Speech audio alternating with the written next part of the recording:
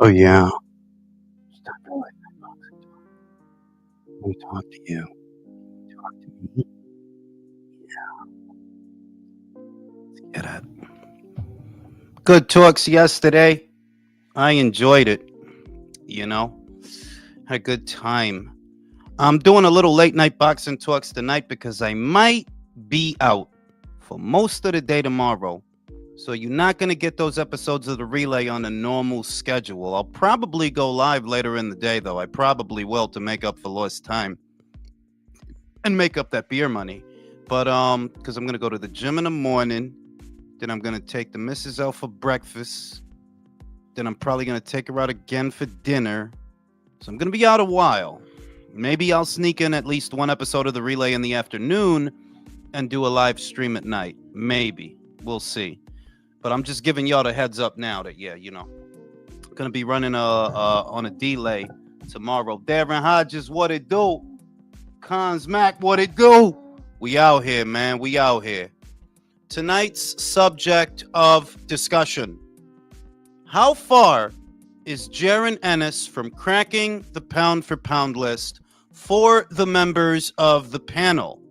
Would a victory over Eimantas Stankonia this weekend be enough to get him on the pound-for-pound list? That is the question. Second topic of discussion on tonight's Late Night Boxing Talks. Is Shakur Stevenson Rodriguezson in the wrong here when it comes to the Turkey Alalshikh fiasco? And what are we to make of Turkey's wavering stance? At 1 minute you offered him this number, now you're offering him that number. What may have changed Turkey's mind? Things that need to be discussed. But things are shaking, rattling, and rolling. We got a lot of good fights coming up. This weekend is just another. Boots versus Stanionis. I like the fight. I understand that there are still a lot of people out there that are angry at Boots because, let's be honest, he gave them a reason to be angry. You guys were throwing Terrence Crawford's name around. You let Showtime use you as the anti-Crawford, and for that, you got yourself some detractors. You couldn't just be a fighter, a good fighter that's coming through, that's coming up. They had to market you by attaching your name to his. And a lot of people didn't like that because when that started, well, the conversation centered around Spence. So it was very obvious that they were using you as a shield. And even now that's not the situation anymore. All of that is dead. There are still people that harbor rancor over that, because you were a party to it, the fraudulence. But I expect that Boots should do fairly well this weekend. I expect that it's going to be a good fight. Eimantas Stanionis is an action fighter, mid-range to inside fighter, so it's not going to be a boring fight. I think it's going to deliver.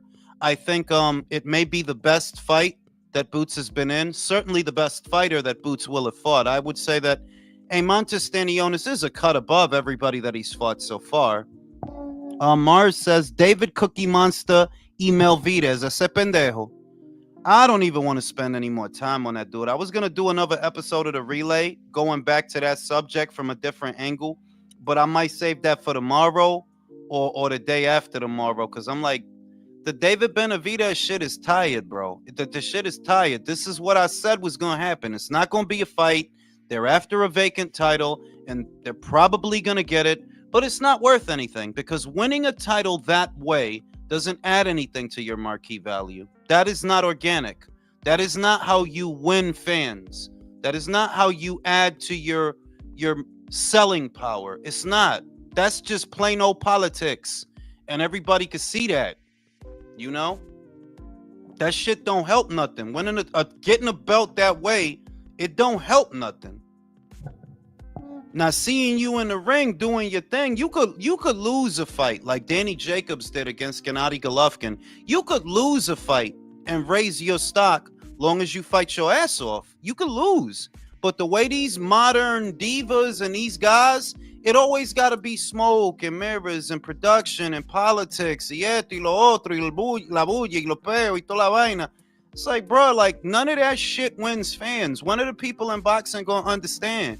This bullshit don't win fans, Chico said, funny, Jules. Everyone's saying Dana and TKO are going to circumvent the Cassius Clay Act, but Fundora, De Los Santos, and David's promoter are already doing it. Yeah, I said that in an episode of The Relay, that if the biggest hang-up that people have with TKO is that the managers are going to be working in tandem with the promotion, I hate to break the news to you, but that's already going on.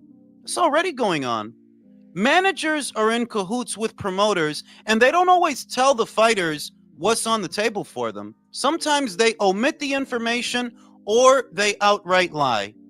We've been seeing it for years. So if the whole hang up with Dana White and TKO is circumventing the Ali Act, people in boxing have been circumventing that for years. And don't even try to turn it into the Holy Grail, the Ali Act, because in the UK, there is no Ali Act. In Australia, there is no Ali Act. In Mexico and Japan and all the other boxing markets, the Ali Act isn't even a thing. So spare me, you know?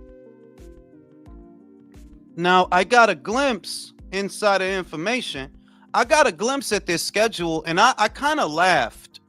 Not because I don't wish them well. I want TKO to do well. Boxing needs something new and something fresh and something sexy, something to make people come out and watch. But the schedule that they got, I think it's 8 fights a year, 8 to 10 fights a year.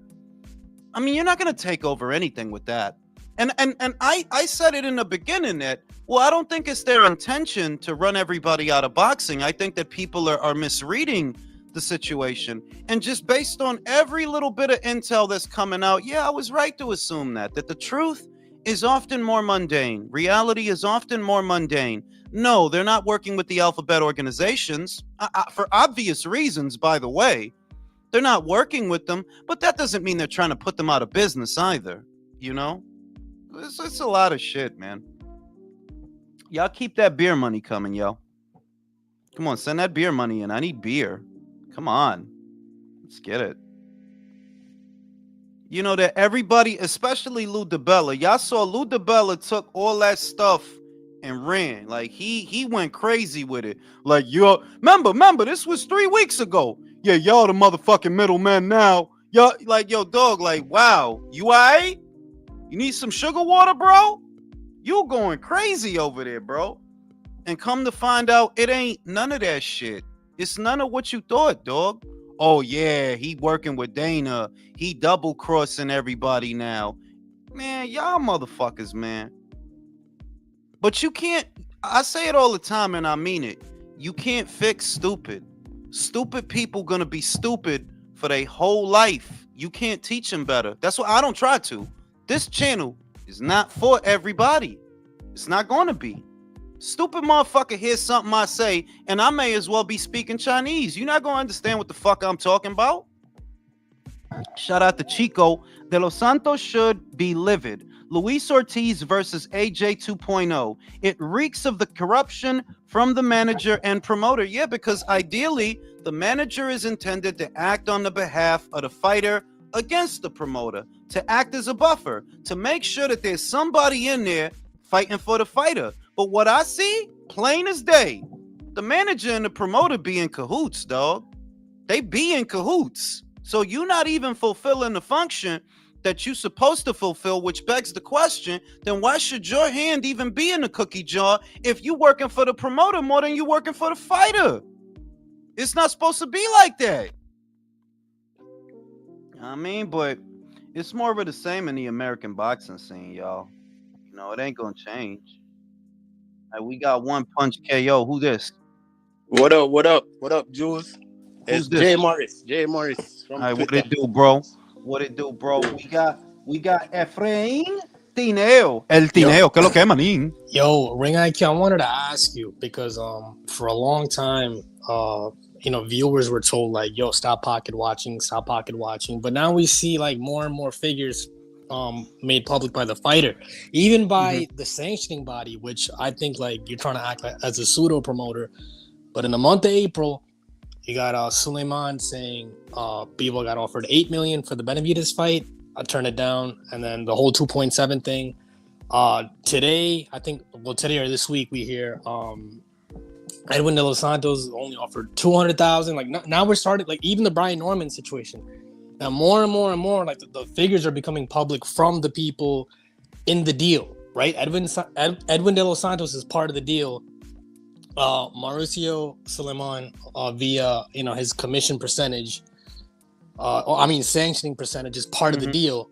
So they're putting it out there. So now you can't even say like, oh, fans are pocket watching.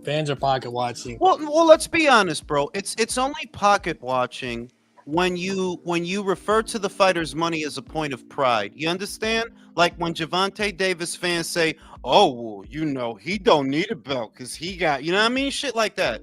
That's pocket watching. But in the context that we talk about these purses and we talk about these dollar amounts, we're not actually counting the fighter's money for them. We're just trying to decide if it makes sense. Does it make sense for Edwin De Los Santos to walk away if he was offered anything in between 2 and 4? We don't care about his money. We don't care about him, to be honest. So there is a difference between pocket watching and discussing relevant factors. That when a Brian Norman gets offered 1.5 million, and based on what you know about that fighter, you're just asking, well, does it make sense for him to walk away? You walk away, who else is going to offer you this money? We're not counting it for you. We're just saying, does this make sense?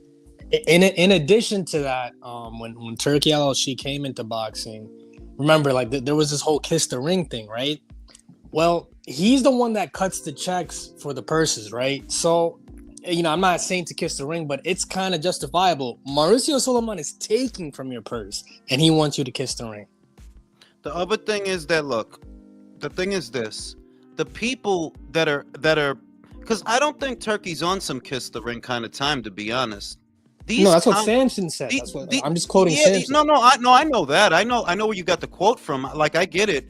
I'm saying that these concepts come from nickel and dimers and poor people. Y gente que no sirve.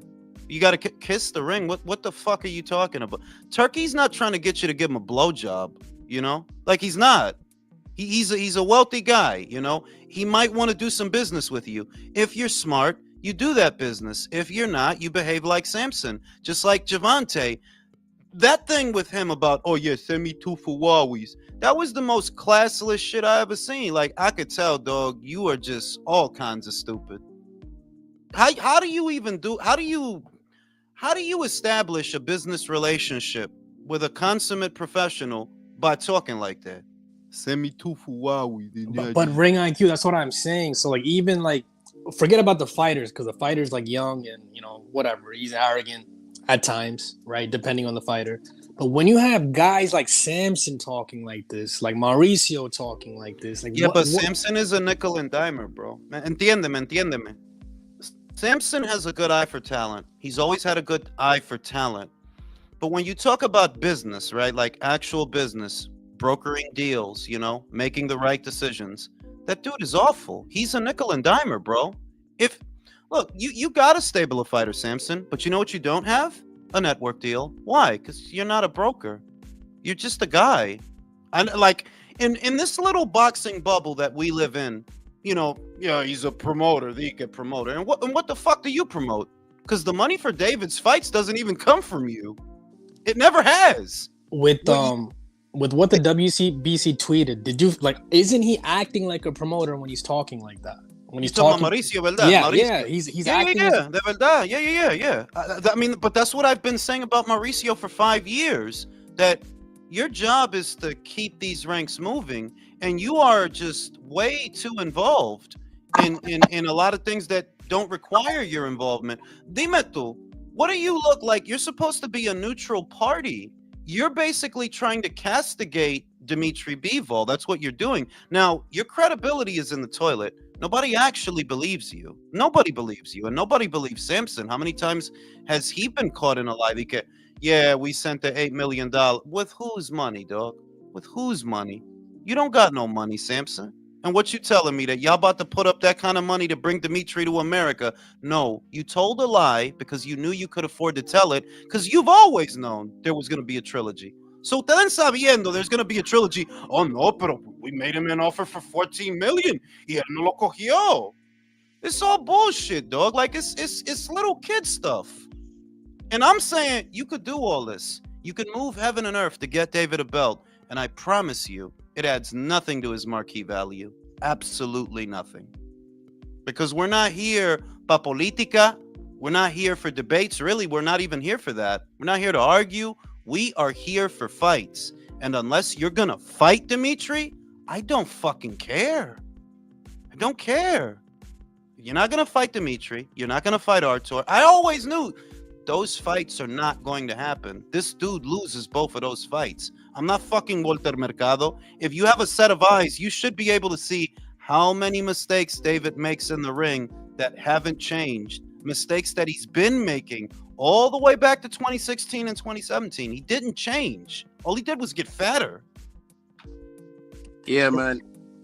What I want to know is what gives Mauricio the right to even be revealing purse offers and everything like that? What is he talking about, the purse offers?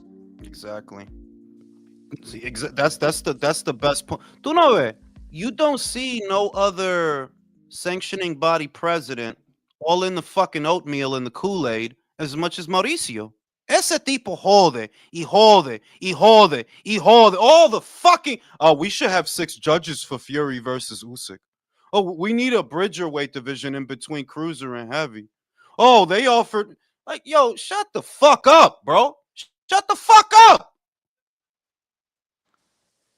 Now, with all of this being said, like what I wanted to raise up was, you know, with like a lot of like, there's a certain group of hardcore fans that kind of criticize like casual fans, like, oh, you don't know the business, you don't, you know, you see a lot of that, and then they have to do a lot of gymnastics to justify what's happening with their particular favorite fighter. But I've never seen a time in boxing where like we see like a lot of fights not happen, and then the people involved in the deal are publicizing why it's never happened.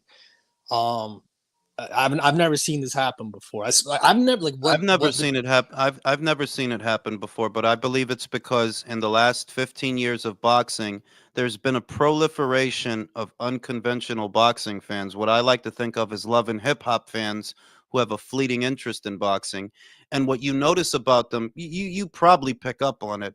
They like arguing more than they like watching fights. They're really here to argue. They're not actually here for boxing. And the content creators are similar because they make money off the arguments, not the boxing matches. You see, if they would have had it their way, Spence and Crawford would have never fought. And they would have still been making money off of Spence and Crawford videos. Well, no, because Spence said, because Crawford said, because they don't make money off of when fights happen. They make their money off of the arguing and the gossip and the politics. So a lot of these guys that you see, the ones you're describing, they don't actually want David to fight these people, bro. They literally, I'm telling you, balls to bone, they don't want to see him in them fights. They just like arguing. So It's like when it's like if you ain't fuck your girl in a while and she, you know, she start fuck. It's shit like that. Like they get antsy, you know. You had a panelist, I think his name Leo, and when Mauricio was talking, remember, he's not adding to the value of the fight in a direct way, right? Like he's not issuing money, he's taking money. Like, so whatever's in the pot, he's taking. When he starts talking like this, is he indirectly saying like, okay, if you want to deal with me, and I think Leo kept talking about the brown paper bag. Now it sounds very real. Like, like, outside of the 3% or whatever percentage, yeah, you got to throw him some money under the table directly to him outside of the organization. That's what he's basically trying to say. Yeah, he's kind of talking like an extortionist, like, because he is an extortionist, bro. Look, the history of his organization, right? This is why I've always questioned this. What exactly makes the WBC the most prestigious when they have the shady? Y'all history is all shady, dog. It's all of it is shady. Hey, Jules, check this. Like, I see people talking about Pacheco, right? Saying he's ducking Mabilly and stuff like that. When they want him to go down the WBC route, when he's already mandatory in the WBO, I wouldn't advise any boxer to go for the WBC interim. That's where boxers go to die. Dillian White was there for 1,000 days. Carlos Adamos Yo. was there for how many days? Yo, How long facts. did Exactly. Charlo hold on to that belt? Yo, And then real what quick, Pacheco I- and then yeah, Pacheco might want to fight Mabilly because it's a good fight, but Mabilly want to make it difficult. So why Pacheco gonna stress himself? No. And the other thing is, you hit the nail on the head the first time. With the WBO, you have the assurance that the fight will get ordered. If you notice, they order fights like that. It doesn't take that long. With the WBC, they might order it, they might not. Because remember who the WBC champion is, Canelo. Do you think they're going to strip Canelo to give Mabilly a belt? To give Pacheco a belt? No, you're wasting your fucking time. And I think it was you that said it to Camille Estefan. Pacheco pulling out on you is no different than y'all pulling out on Sajo. Because y'all just pulled out on Sajo. How is it a duck? How is it a duck when Pacheco, if Pacheco ducked y'all, then y'all just duck Lele Sajo. Simple as. Exactly. Right. That's what I told him, and he tried to come at me with some going around the circle stuff, and I just hit him back with the facts again. The facts is the facts, bro. No, and I noticed what he told you. He changed the story. At first, the first story that was out there was that they pulled out of the Sajo fight because it was going to be a month later than they originally intended. Then I saw what he told. Oh, no, it's because the purse guarantee. Man, get the fuck out of here, bro. Y'all was mad they won the purse bid, and y'all didn't want to send Mabilly to France. Not if they the lead promoter. That's what anybody could see that. So for telling me that Pacheco ducked y'all, well, then I guess y'all just ducked Sajo. I guess. They don't want to send Mabilly anywhere. They don't want to send him to LA. They don't want to send him to France. If it's not in Quebec, it don't happen. That's what I'm seeing with Mabilly right now. And I'll tell you what, Jay, that I said this shit 2 weeks ago. Mabilly is a fucking moron. Because you would have had that fight with Sajo. You stand a better chance of beating Sajo than you do of beating Pacheco. Yeah, you do. You stand a better chance of beating him. And more importantly, it's an IBF eliminator. You know, if you win, they're going to order the fight. They've stripped Canelo 2 times already. Yeah. They stripped Tyson Fury. You see what I mean? They don't give a fuck. So you go to IBF route, you get what you need. You go to WBC route, you're going to end up with an interim title and some sanctioning fees. That's all you're going to get, dog, because they are not going to strip Canelo for you. They're not. And additionally, what's considered cold and disrespectful? Because I remember one time on a video interview, Jermall Charlo was like, they could keep their belt. And Mauricio was still caping for him. Like, no, he didn't mean that. I don't quote me on that. I don't know the exact words. No, you were right. That is what he said. So then, like, what standard? Like, I'm talking about the old heads in boxing, like the guys that are figureheads, right? They're stakeholders in the game. They've been in it for decades and decades. Like, what do you want? Like, why isn't there a close to universal standard? Like, why is it so varied? I'll tell you what fuels the WBC. And as soon as the promoters and the managers decide to nut the fuck up, the sooner the WBC can be put in their place. Stop taking your fighters up that route. Stop. Go the IBF route. Go the WBO route. I don't even advise you go to WBA route. Go those routes because you have the assurance that a fight will get ordered. The WBC is empowered by the people who pay them. The question is, why do you pay them? Having a WBC title is no better and no different than having any other title, okay? O'Shaquie Foster has a WBC title. Is he Julio fucking Iglesias? No. But he gives a fuck. Stephen Fulton has a fucking WBC title. Is he the biggest name around them weights? No, Nick Ball is. So it's all predicated on this illusion that somehow having the green belt makes you better and more marketable. Bullshit. Nick Ball is more marketable than everybody else at featherweight, and he doesn't have a WBC title. It's an illusion. But the fighters and the promoters and the managers, they keep going up that route. And as soon as somebody puts their foot down and says, listen, we're not going that route because they're going to play with us. You know what they're going to do? They're going to give us an international and charge us for it. Then they're going to give us an interim and charge us for it. And we'll be lucky because while we doing this to get at the champion. But we'll be lucky if we could get at the champion because they're just going to keep giving us trinkets to take money from us. That's the game. That's the game. You get a WBC international. Oh, that's 3%.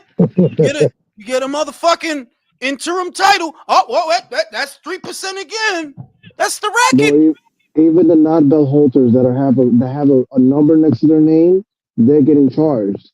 You know, I Bro, heard this. why it sound like you inside a suitcase, bro? I don't know why. I don't know. Something's wrong with my mic.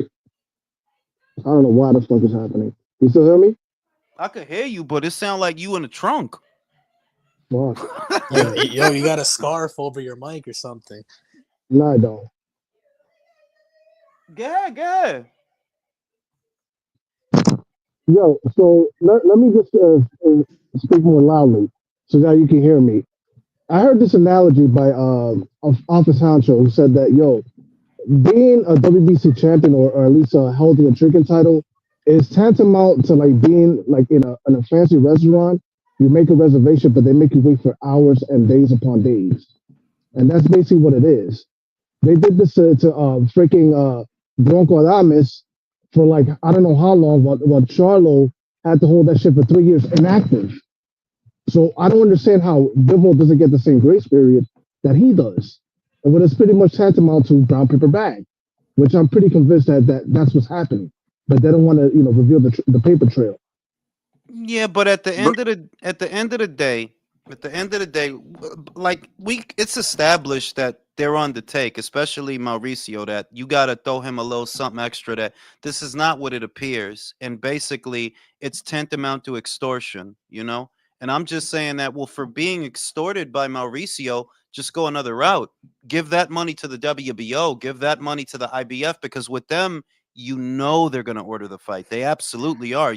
With them, if you climb up the ranks and you fight in those eliminators, you will get your shot. With the WBC, I don't know what the fuck you're paying them for. And I don't understand how so many fighters and so many managers, I know why they do it. It's just, don't you see that the shit doesn't work? It doesn't work. Julius, can I say something about that? Look, David Benavidez has teach me something. The reason why some of these fighters are so eager to go to the WBC and the WBA route, because maybe that's the game plan, not to fight, to get a vacant title eventually. They don't want to risk it with the champion. They don't want to go to the split, the mandatory split for a mandatory challenger. Maybe that's the end game. Because with David Benavidez, that was the end game all along. You're stuck. Leo. Wait. Let me say this before I go take this shit. The thing is, Leo, I'm not saying I agree with what you said, that they go that route because that's the game. My thing is, that's the game, but the ends don't justify the means. In other words, look, David, you just got a belt. Congratulations. Are you going to sell more pay-per-views now? No. Do you have the opponents you need now? No. Just the act. You're paying Mauricio under the table so that you can get at a green and gold title that adds absolutely no value to your next fight. It doesn't. You fight that fucking guy, whatever the fuck that guy's name was in the WBC's ranks. It's not going to sell more pay-per-views just because it's for the WBC. It's literally not. It's not. Nobody wants to see you fight that guy, let alone at $80 a pop. So you can move heaven and earth and have all your backdoor deals, and in the end, you're doing all this stuff, and it's not adding no value to you. That's what I'm saying. That I don't know why the promoters keep making the same mistake, and the managers, y'all acting like the fans really give a fuck about the WBC when we don't. We don't care. Ring, the thing is, like what Samson does, it's very typical. Like, we're all used to it in condition, right? But it is kind of bizarre as somebody that follows boxing to see Mauricio get this vocal in this way about it. That's I don't really care, because then now what that sets a precedent for, like, if he wants to meddle into something, like something that we want to happen and it doesn't happen. Like, I'm not really invested in what Benavidez does, right? But I'm talking about, like, the future precedents this says. Like, when he says, "Oh, you're cold," I forgot what he said, cold and impersonal. What the hell does that mean? Have we ever seen? Because he's arrogant. You don't see how he's just as. You don't see how self-important he is. You got 4 sanctions. Remember, Fury versus Usyk was for 4 alphabet titles, undisputed. Y el only mamagüevo ahí making all these fucking suggestions is Mauricio. You don't even see Gilberto Mendoza saying shit. He's a moron, but even he don't fucking talk that much. El único pendejo entre metiche. No, we need six judges. Six judges? The fuck? For what? Bro, For what? you read the letter. You read the letter. It's like where in that letter is cold and disrespectful. Like, how does Mauricio want you to talk to him? You know what I I mean? tell you what was the cold and Basically, disrespectful part. It was We the just part know that. where they stated that okay, that you broke the queue. You're not next. It's the IBF, and he got exactly. insulted by that. No, and he was asked about it. I believe that Nesta Gibbs, shout out to the Boxing Voice, he was asked about that about a month ago, I think it was, and he didn't have a straight answer for it then. He just said like a word. You know how that guy is. He said like a word sandwich. No, because the things and like, bro, there's a rotation. Everybody knows about it. Everybody's been known about it. You just acting like there isn't one. There's a rotation with Inui. There's a rotation with Canelo. There was a rotation with Jamel. There was a rotation with Errol. With Yep. every unified and/or undisputed champion, there was an established rotation of mandatories. You just don't want to answer to the fact that you broke the queue. Yeah, Jules, Pretty so much because they all have to let me say piecemeal the this. Well, fighters Solomon likes to first. be the center of attention. He pretty much acts like a promoter, and it's Yeah. it's he's not the only one who enforces mandatories out of nowhere. Like the IBF do it as well. But yeah, Solomon he's acting like a promoter, and he's biased because David's Mexican and Solomon is Mexican, and Bivol just happens to be Russian. The guy that he banned a couple of years ago. So it's we all know Solomon is the worst when it comes to sanctioning bodies being biased. Yeah, but if people if the fighters look, the fighters can't like this. You know, remember they gave Dillian White the runaround for ages, right? And he was obviously not happy. Well, if you want to take the power away from this fat fuck, stop paying him. Stop Look, paying him. let me say this. That would be First of so all, great. the IBF doesn't really order the mandatories out of nowhere. They always stick to the rotation. If it's a rotation, if it's a mandatory, boo-hoo. We don't care if you never heard about this fighter. He's number one. He's the mandatory. You gotta fight him. Then Yeah. we also, Jules, you corrected me with the WBA stuff when it came to MJ, because I was a big advocate of MJ getting his opportunity. Like, yo, the fight been ordered. What the hell? But then you corrected me saying that, yo, look, no, the WBA jumped the gun and ordered it, the wrong time, which they corrected themselves. So everybody know there's a rotation. You know what I mean? Even though the WBA ordered the fight, maybe by mistake, maybe they didn't know the rotation, they corrected themselves. So then here Exactly. comes Mauricio jumping the gun, and he not correcting himself, and he's so arrogant that he don't want to admit he wrong for what he's doing.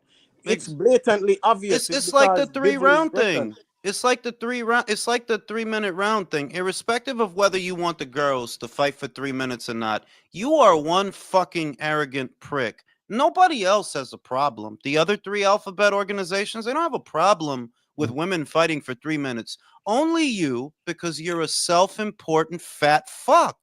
You think you like a I don't know the fuck you think. You think you like the Pope or some type of The shit like. principle of boxing. Well, Yeah.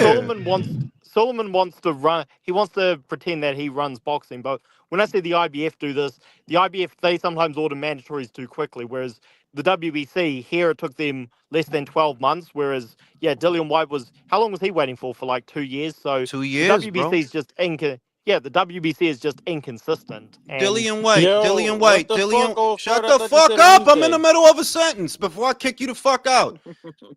WBC had Dillian White waiting 2 years. Carlos Adames had to wait over a year.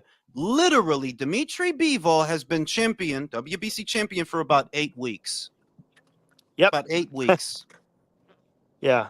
And when I said the IBF, like the IBF, they ordered Usyk to fight Dubois, a guy he cleaned out like a year before, in like I think it was less than a week after the first Fury fight. So yeah, the sanctioning bodies do this, but Solomon, I mean, you guys have already talked about it. Solomon's saying what Bivol earned for the Beterbiev rematch and what he was offered to fight Benavidez by PBC. Like he's talking because he wants to. he wants to be the important one to say, see, I stripped the undisputed champion. Like, we've got the real champion. Like, I'll I tell pray you to what it God. is. Yeah. I'll tell you what it is. The WBC acts as an auxiliary promoter for these fighters. You notice how they talk positive Yep. about Jamal Charlo? All the while, the fucking asshole wasn't even fighting. But because he had their belt, we believe in Charlo. It says to suck some dick, right?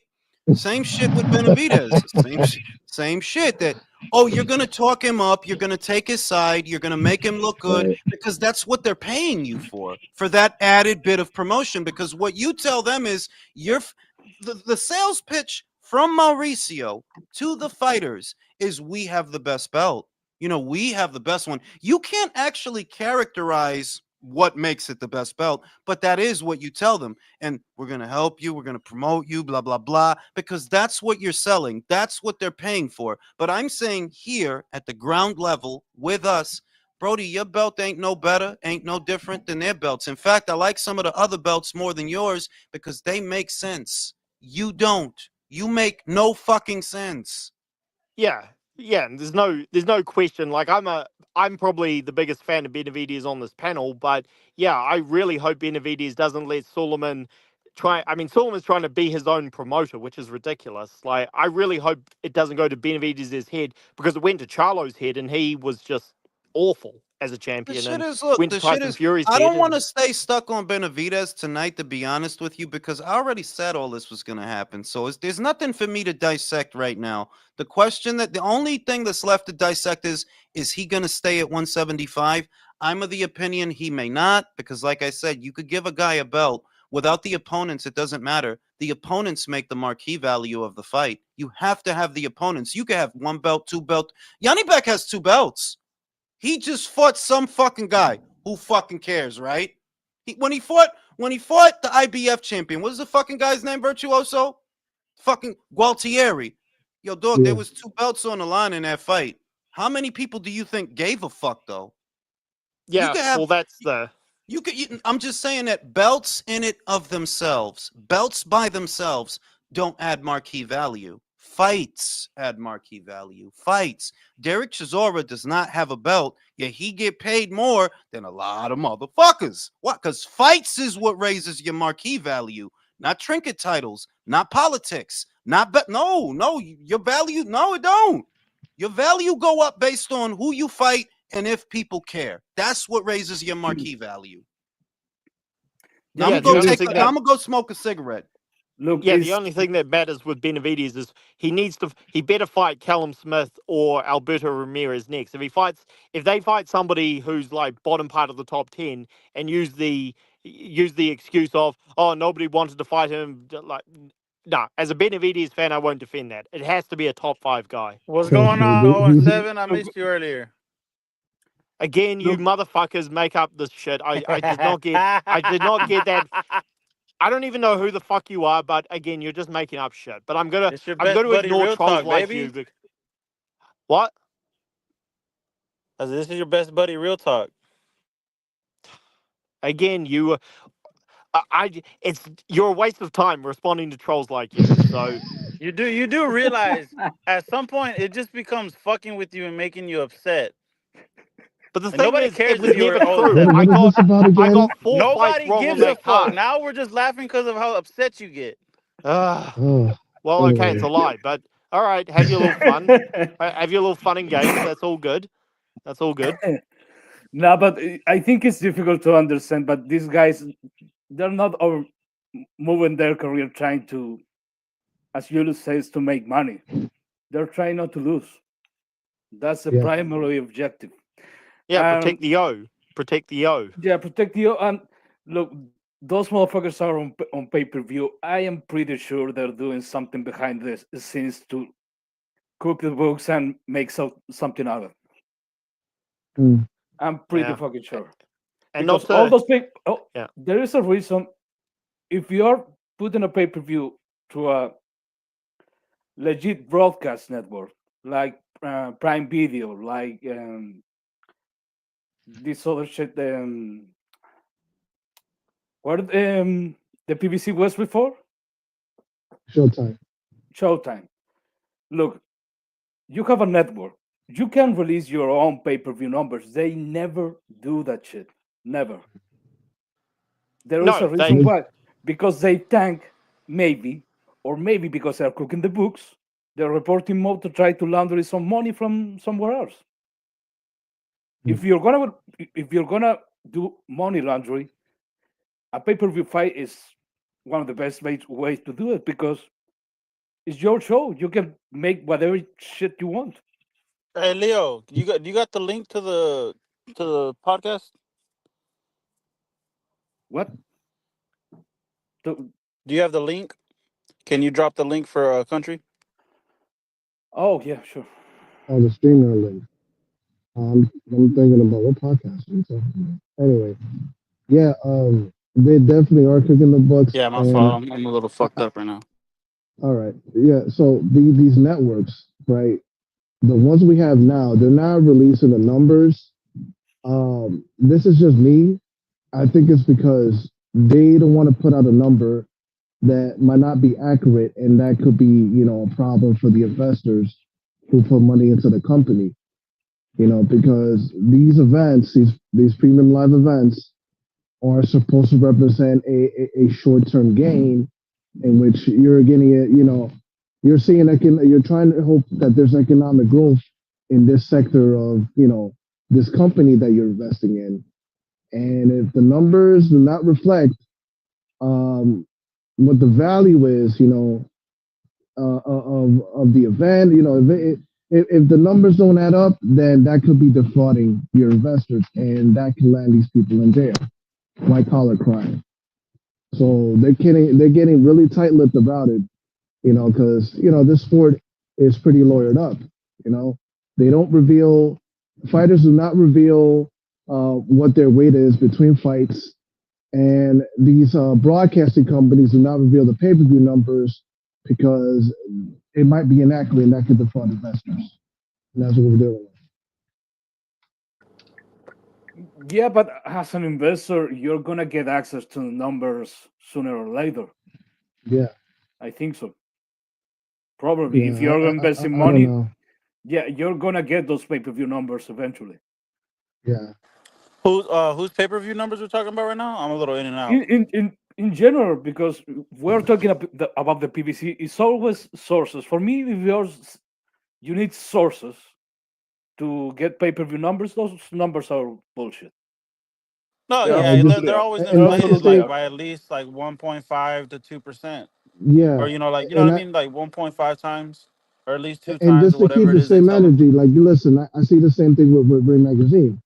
They don't reveal exactly who is reporting those numbers and where it came from. So they can't really reveal their sources because again, you reveal a number that you might not be confident is accurate, and that could defraud investors. I'm just saying. That's pretty much what I think is the reason why we're dealing with something that's a little bit more clandestine. Yeah, but that's like the saying goes that, like, if you start saying who your friends are, they stop being your friends. You know what I mean? Hmm. Yeah. Yeah. So like they can't just go around saying who their sources is, because then they're not gonna get access anymore. Type shit. It's the same reason why we don't get real reporters anymore. No, we don't. We don't. Yeah, and the thing about the sources is, yeah, you can have legit sources, but Hmm. the number doesn't have to be reported by a source because you have a broadcast network. Yeah. Like you have an official medium to report your numbers in the way the Sun sometimes do, and the way that ESPN does. Because ESPN, they're gonna tell you if that fucking pay-per-view tanked. Hmm. All right, I'm back. Domo said, I just took my garbage cans out and Samson was back there shooting dice. I wouldn't be surprised. Will said, will David have 8 million for Smith? Callum Smith? I heard a rumor that Callum Smith is fighting Anthony Yard after Anthony takes care of Lyndon, so I don't know. I don't know how true that is, but that's a rumor I was told earlier today that he's going to be fighting Yard. Personally, I don't. If I had to just go with my gut, I don't really see Benavidez versus Smith Can you happening. drop the link for a country? Got you. I think it's Are you gonna be the bad, bro? You okay? You been rematch with Wel- crying? Shut the fuck Oh, up no, with your muffled mic, bro. no, I'm getting hot, Fuck man. you. The fuck, dog? Sound like he's inside of a fucking pillowcase. The question that I had for you guys tonight. We know we got a unification match this weekend.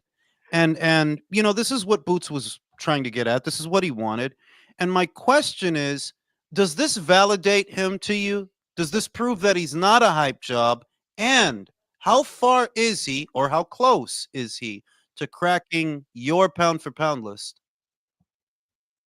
I'm gonna go to Real Talk because he has the smallest penis. Real Talk. I'm a grower, not a short, baby. Watch out. No.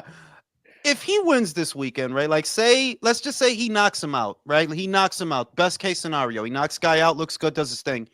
Is that enough to get him on your list? The fuck no. Wow. What's your rationale? No, I mean, well, for one, Stanionis is like him, an email champion, and you didn't get your belt by beating a champion. So I don't understand what I would be putting you on my list for. What, because you unified 2 belts? Like, congratulations. I don't think it's just not enough for me personally. It's not enough. It's not hard enough. Leo. Exactly. Those eggs need more bacon. I need more bacon. What do you think? Is it enough or no? Okay, let me ask you a question first. You're talking about the Boots Ennis not being a hype job. In your opinion, where is the hype right now about Boots Ennis? Who is he supposed to be? He's supposed to be the guy that's better than Crawford. I mean, that's what they were What- saying, right? But Isn't didn't- that what they but were didn't- saying? But didn't they, quotations, but didn't they also stop being they for him whenever he That's went over true. to Matchroom? And That's true. But Okay. the thing is that we know there was hype, Leo. There was hype predicated by Showtime, but there was hype. Yeah, there was hype. Yeah, So- I understand, but if the hype is that high, okay, you need more than defeating one champion in your first weight class to match fucking Well- Terence Crawford.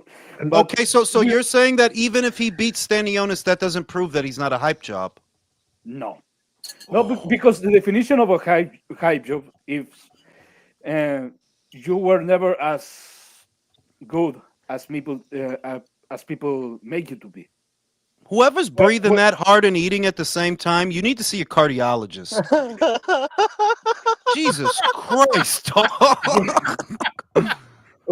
Okay, Sounds like somebody's jogging and eating at the same time. I can hear the spoon clanging against the dish. that might be that controversial. is fucking hilarious. And country already went to a cardiologist. As you should chill in that respect. But no, Hey. we are talking about him being at the same level of Terence Crawford. Yeah, you're gonna have to be at least undisputed in this weight class to consider the possibility to Boots Ennis being at the same level of Terence Crawford.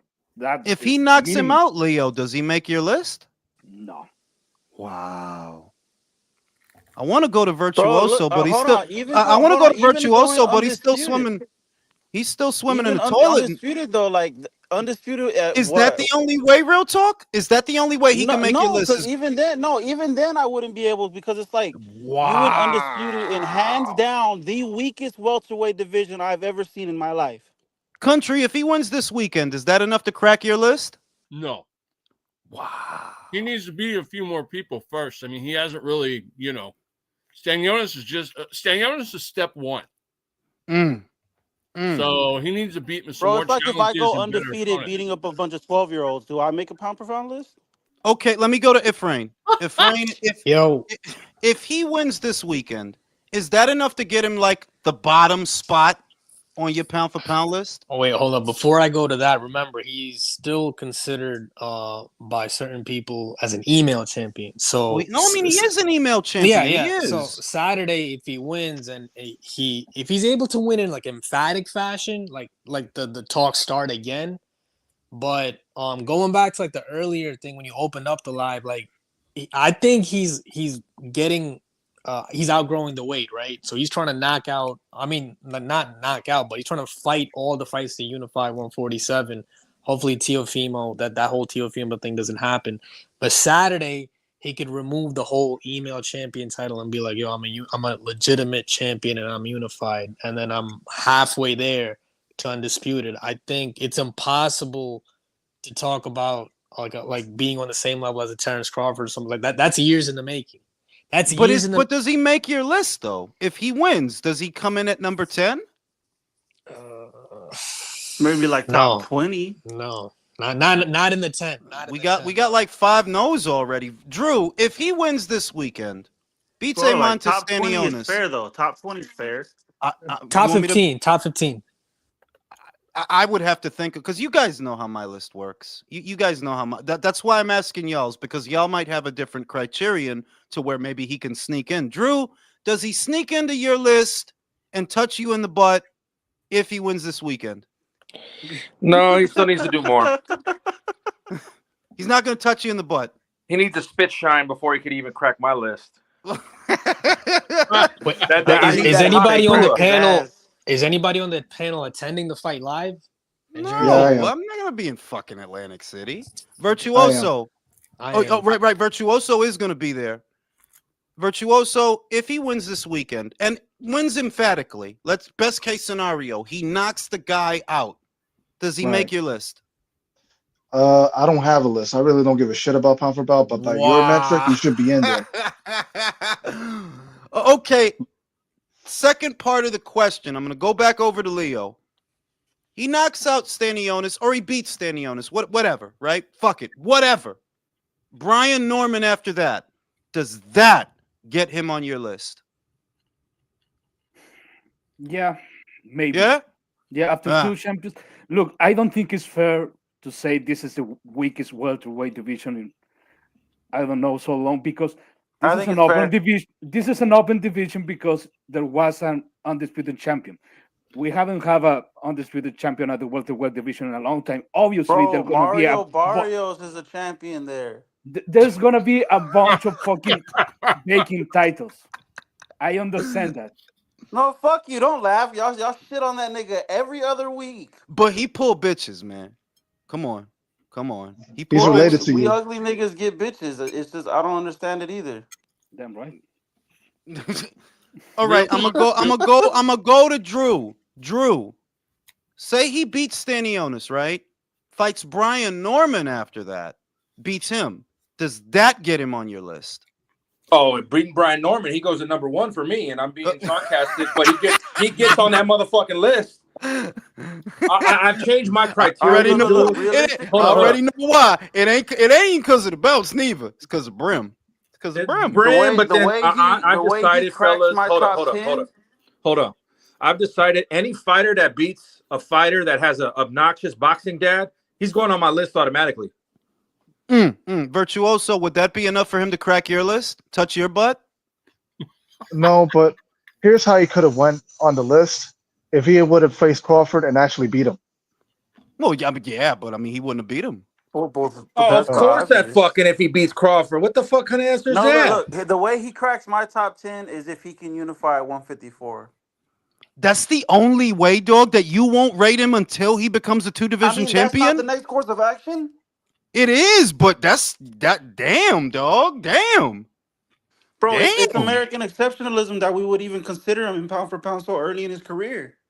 That's fair. Wait, hold up. That we is gotta fair. go back to Errol then, because Errol was on a lot of lists for having 3 belts. No, let me ask you this, fellas. See, I'm glad you said that, Efrain. I'm glad you said that. Now, Errol was on my list, right? Nowhere near as high as Ring Magazine or ESPN or BoxRec had him. He was in the bottom tier for having 3 belts. You know, because Golovkin was in there for having 3 belts, y'all. Remember that, too, that they rated him for having 3 belts. Never undisputed, not Ring Magazine or Lineal per se, but he was there for having 3 belts.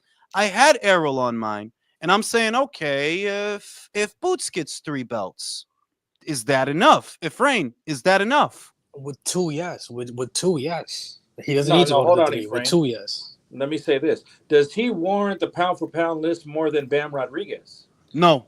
No. Then I can't put him Absolutely on not. yet. Absolutely No, not. wait, but hold on. So, are we talking about like our personal list or like the general consensus? No. The general consensus, like, yeah. look, Okay, he can't be there ahead of Bam because Bam didn't get his belts on no bitch shit. The first belt that he got was taking a short notice fight and jumping up 2 weight classes to do it. That's how he got type shit. Wait, hold on, Ring IQ. So, if we're talking about like the general consensus of lists floating around, just because he's at 147 and him, the Stanley on his fight, like the promo is kind of low. I'm gonna be attending it live. But if there's like a big promote, and I know you guys don't want to hear this, but if there's like a lot of media covering, if the Brian Norman fight happens and there's like a lot of media covering it, and then like it turns into like this whole like No, American he'll get show. in. No, wait. We're not talking about them, bro, because they just suck a lot of cock, and we're not here to suck cock, right? I'm saying, would you view him as being the genuine article, pound for pound in the sport, if he beats Stanionis and Norman? Yes, but not above Bam. But I could see how ESPN and like different publications could have him over Bam after those 2, just because he's. I'm gonna get my coffee. Gonna get my coffee. I'll be right back.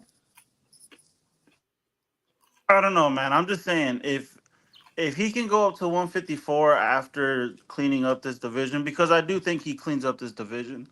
I think it goes without saying that he does. That's if it happens. Because remember, like Norman might like this is the thing. Remember when this live opened, we're talking about why fights aren't happening, and then you got like the sanctioning body. I understand that. No, like I understand the whole like it takes 2 to tango, and it would take them to actually fight him for him to unify. What I'm saying is I have him beating all the other champions at this weight.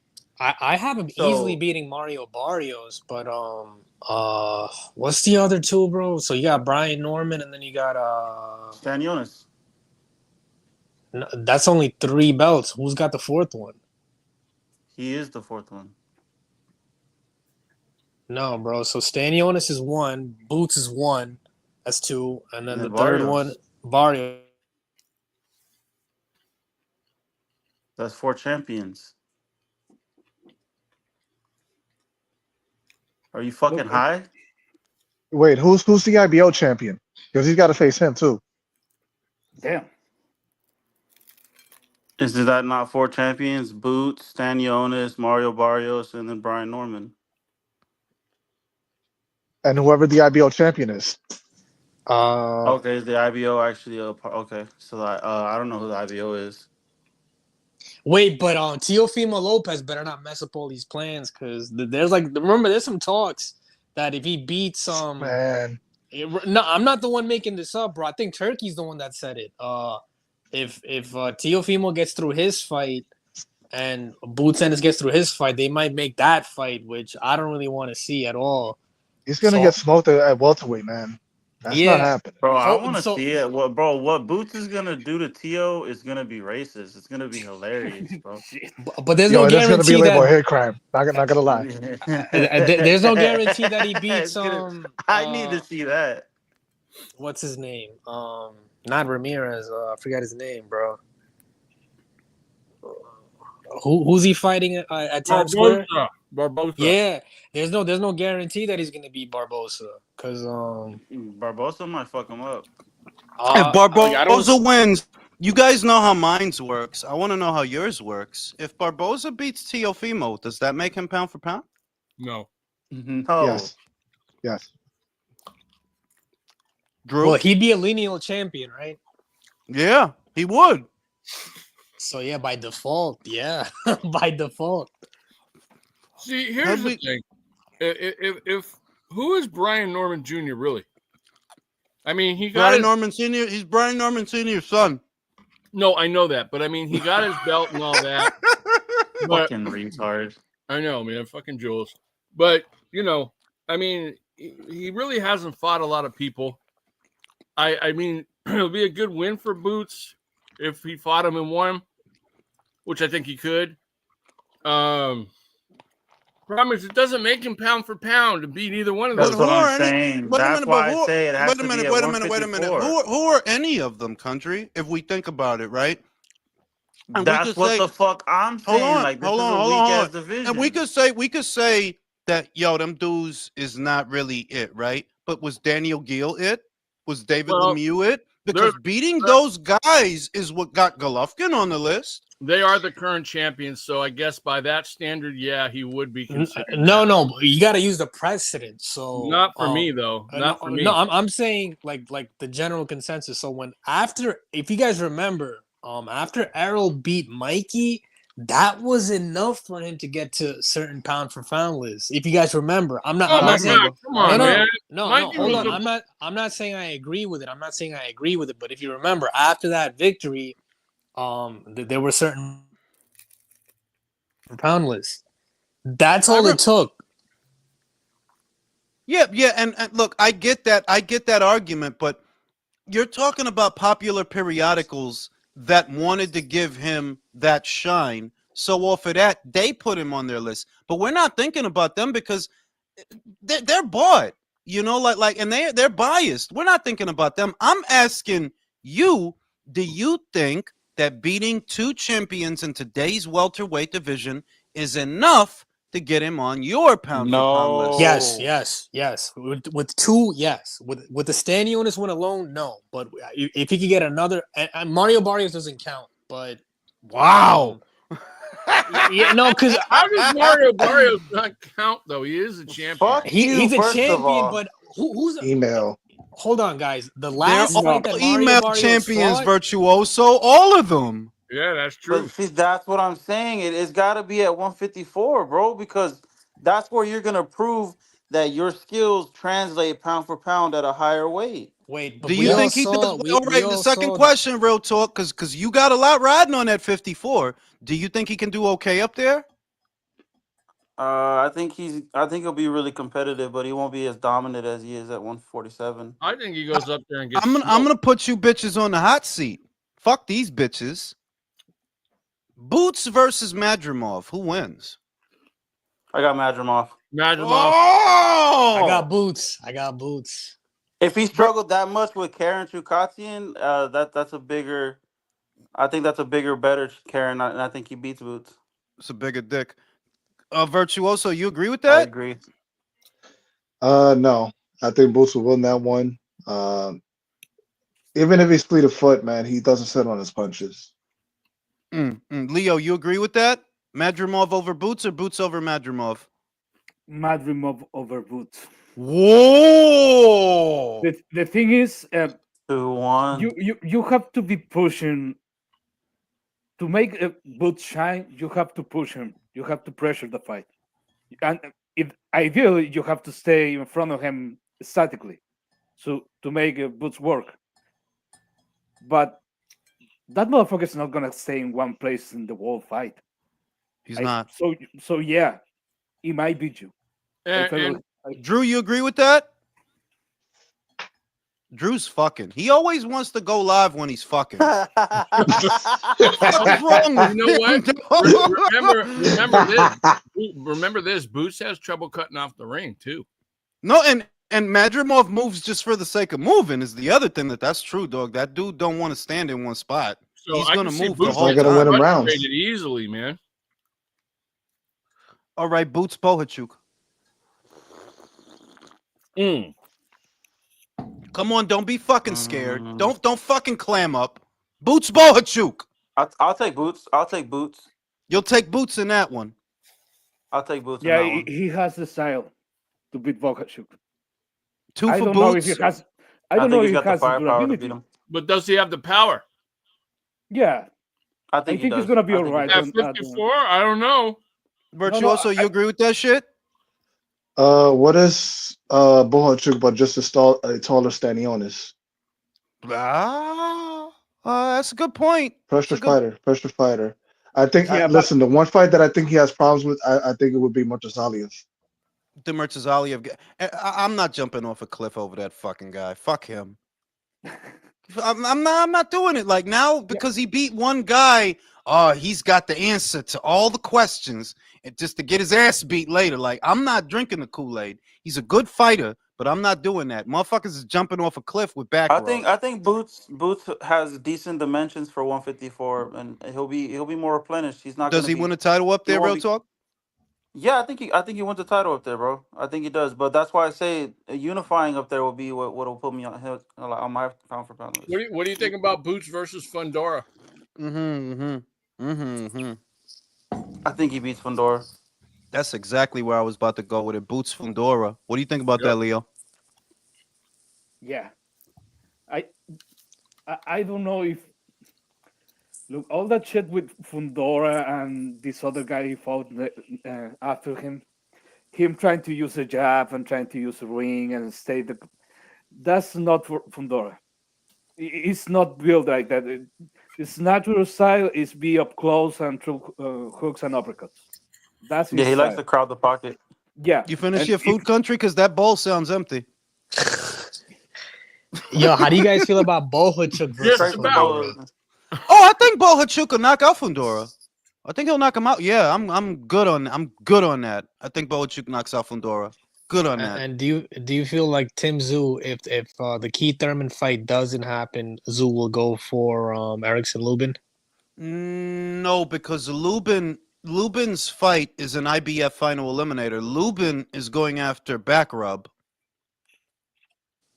But I don't see him going for that because of just the monetary value of that fight.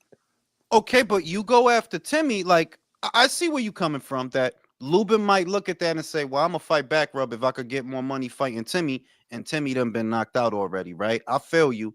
I think Timmy beats Lubin. Lubin, nah, homie. Remember that fight was supposed like Tim is just fighting the PBC fighters that he was supposed to fight before. Yeah. What do you think about Tim versus Boots? That's a good fight, man. Style-wise, country? Style-wise? I'm going to say it. Style-wise, Boots got the style. Boots got the style. Yeah, he can win rounds. He can win rounds easier. He got the style. If you're going to try to stalk him and walk him down and pressure him, Boots got the answer for that. You got to box Boots. If you going to make him look bad, you got to pivot. You got to shift. You got to use the ring, move lateral, set traps, use the jab. You can't get rah-rah with him.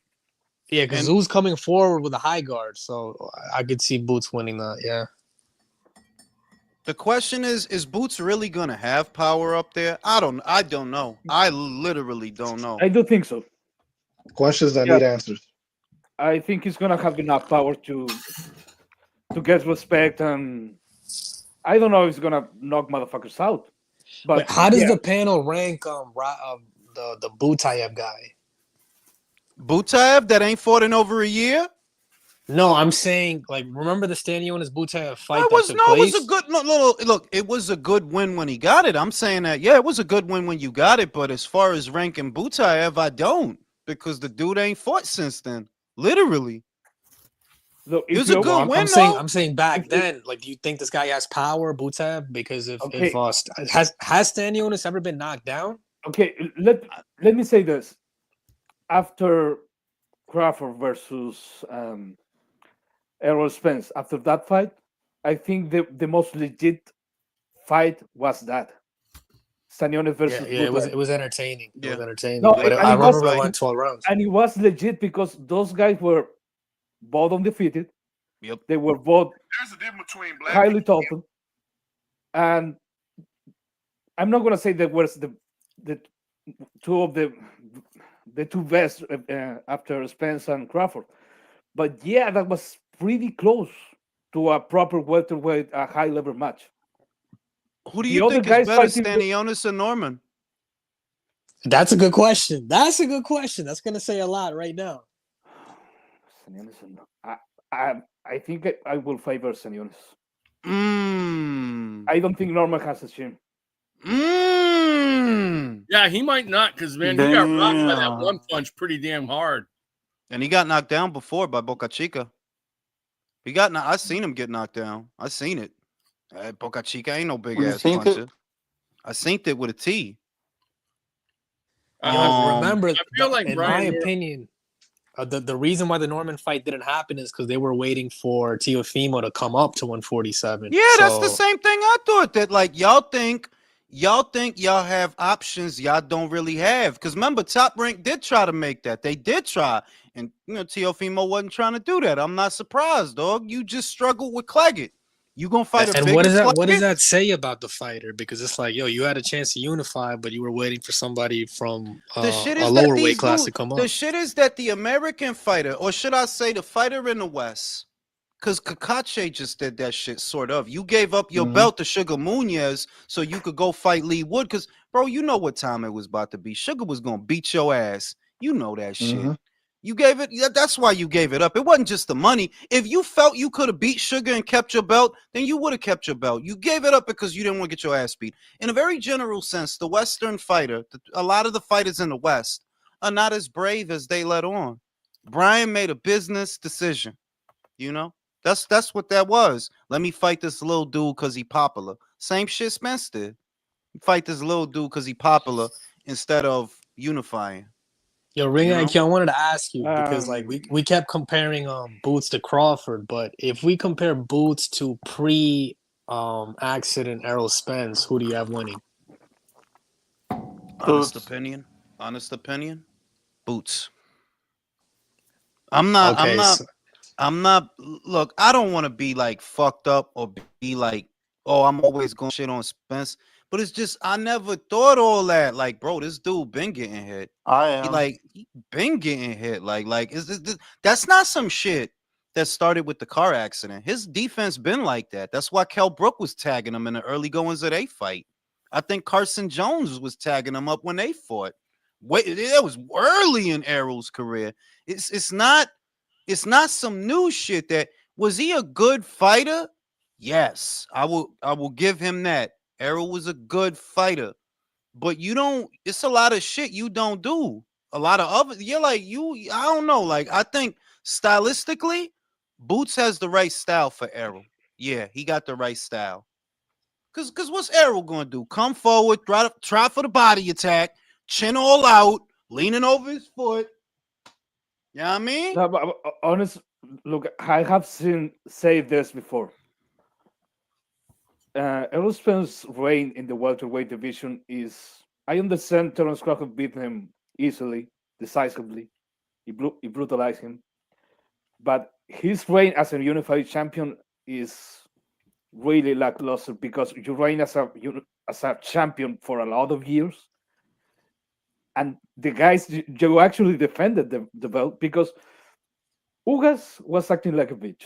Yeah. Porter, you barely won against Porter.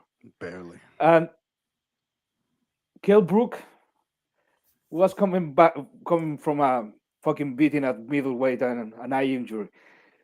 If you have Virgil Ortiz or Stanionis or fucking Boots Ennis in your resume before trying to unify with Crawford, I will say, yeah, this is a real. I don't think he had much of a reign, Leo. When you think about it, he fought once in 2020, didn't fight at all in 2021, only fought once in 2022, lost and only fought once in 2023. What kind of reign is that? That's not a reign, bro. It looked like you got the belts. Drizzle. It looked like you got the belts because you don't be fighting. That's what it looked like. Well, yeah, you're gonna have a reign like that. You don't even be fighting like that. I'm worse than that. It looks like you maintain those belts because you didn't fight enough. Yeah. So thinking about Boots versus Spence as a fight, look, Spence has the better resume. We could always give him that. Yeah, you fought better fighters than Boots fought. We can always give you that. But stylistically, I don't think Errol was all that, dog. I do not. I only mentioned it because of the pound for pound list that you were trying to assess earlier. But I had him. You know that I had him low on mine, bro. He was really low on my list, dog. Like Errol wasn't nowhere near the top 5. Not on mine. He was there because, like, look, the dude got 3 belts. Gennady got in there for having 3 belts. So fair is fair. And that's what I was going to say. There is a difference between Triple G reign as a unified champion? Because he lacked one belt. Was really Joe Sanders at But he the time. fought often. Is the difference? Yeah, and he fought often. He fought everyone he was with that he was actually that's winning where fights. he has Errol beat. He has. I don't count the Reggie defenses. There's about 5 of them. No. He has 15 consecutive successful defenses. 15. Errol don't have that. I think at the very most, Errol has like 6 or 7.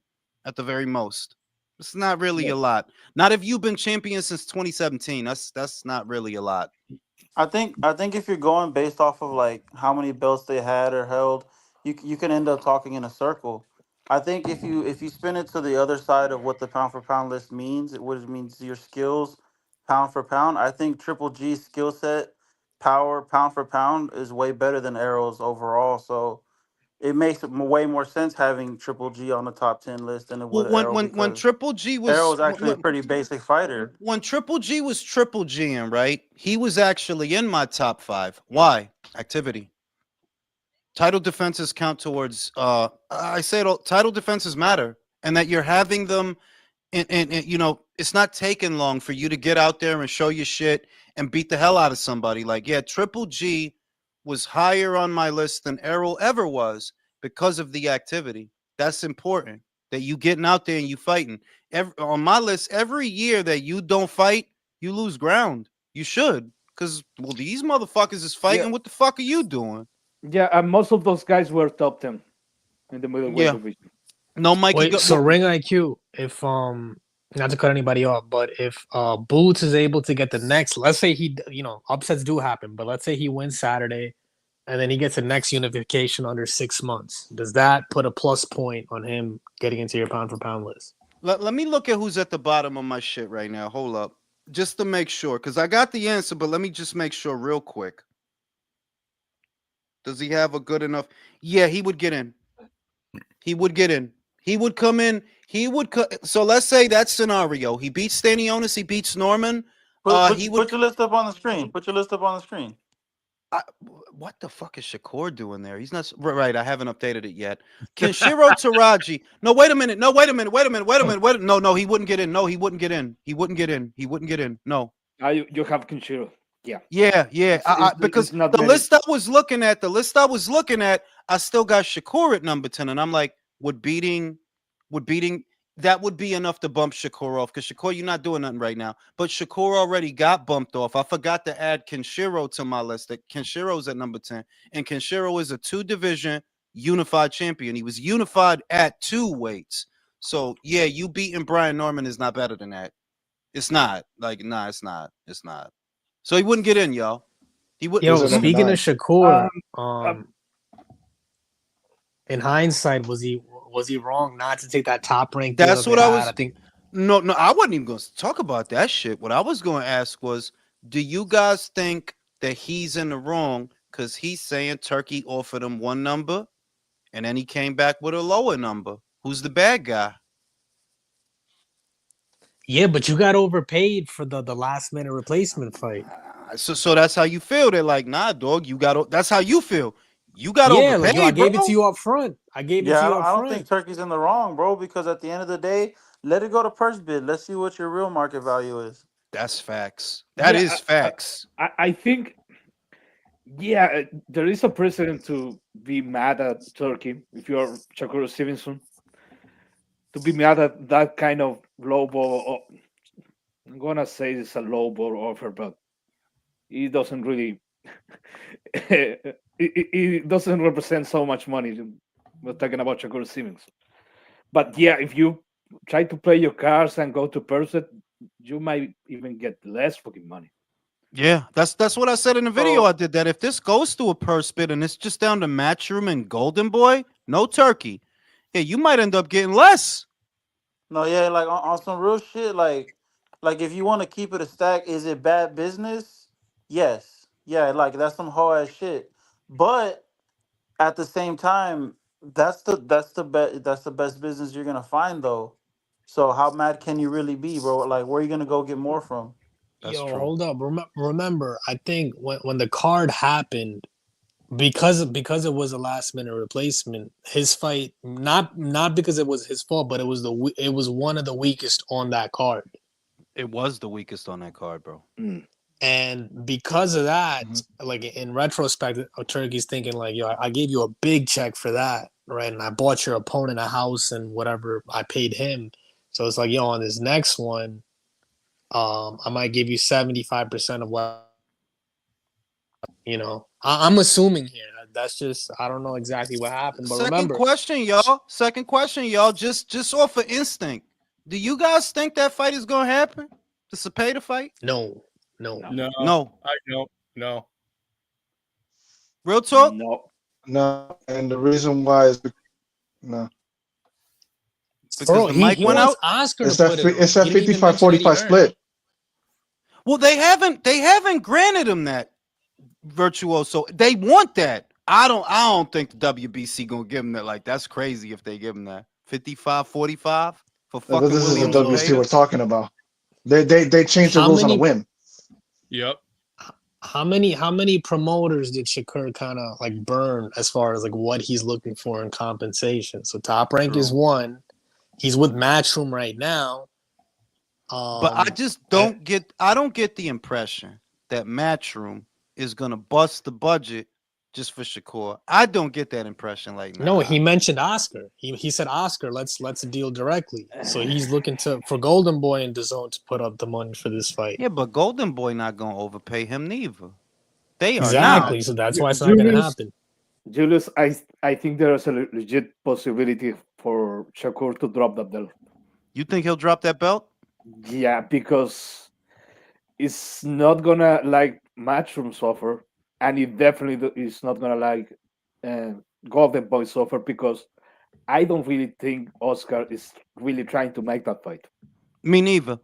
Like, I don't think Oscar wants. I think Oscar just wants to put him in a situation where he will drop the belt. Because if you ask for 55-45, you're not fucking serious, homeboy. In addition to that, Julius, the worst part is I think Shakur is overpricing himself.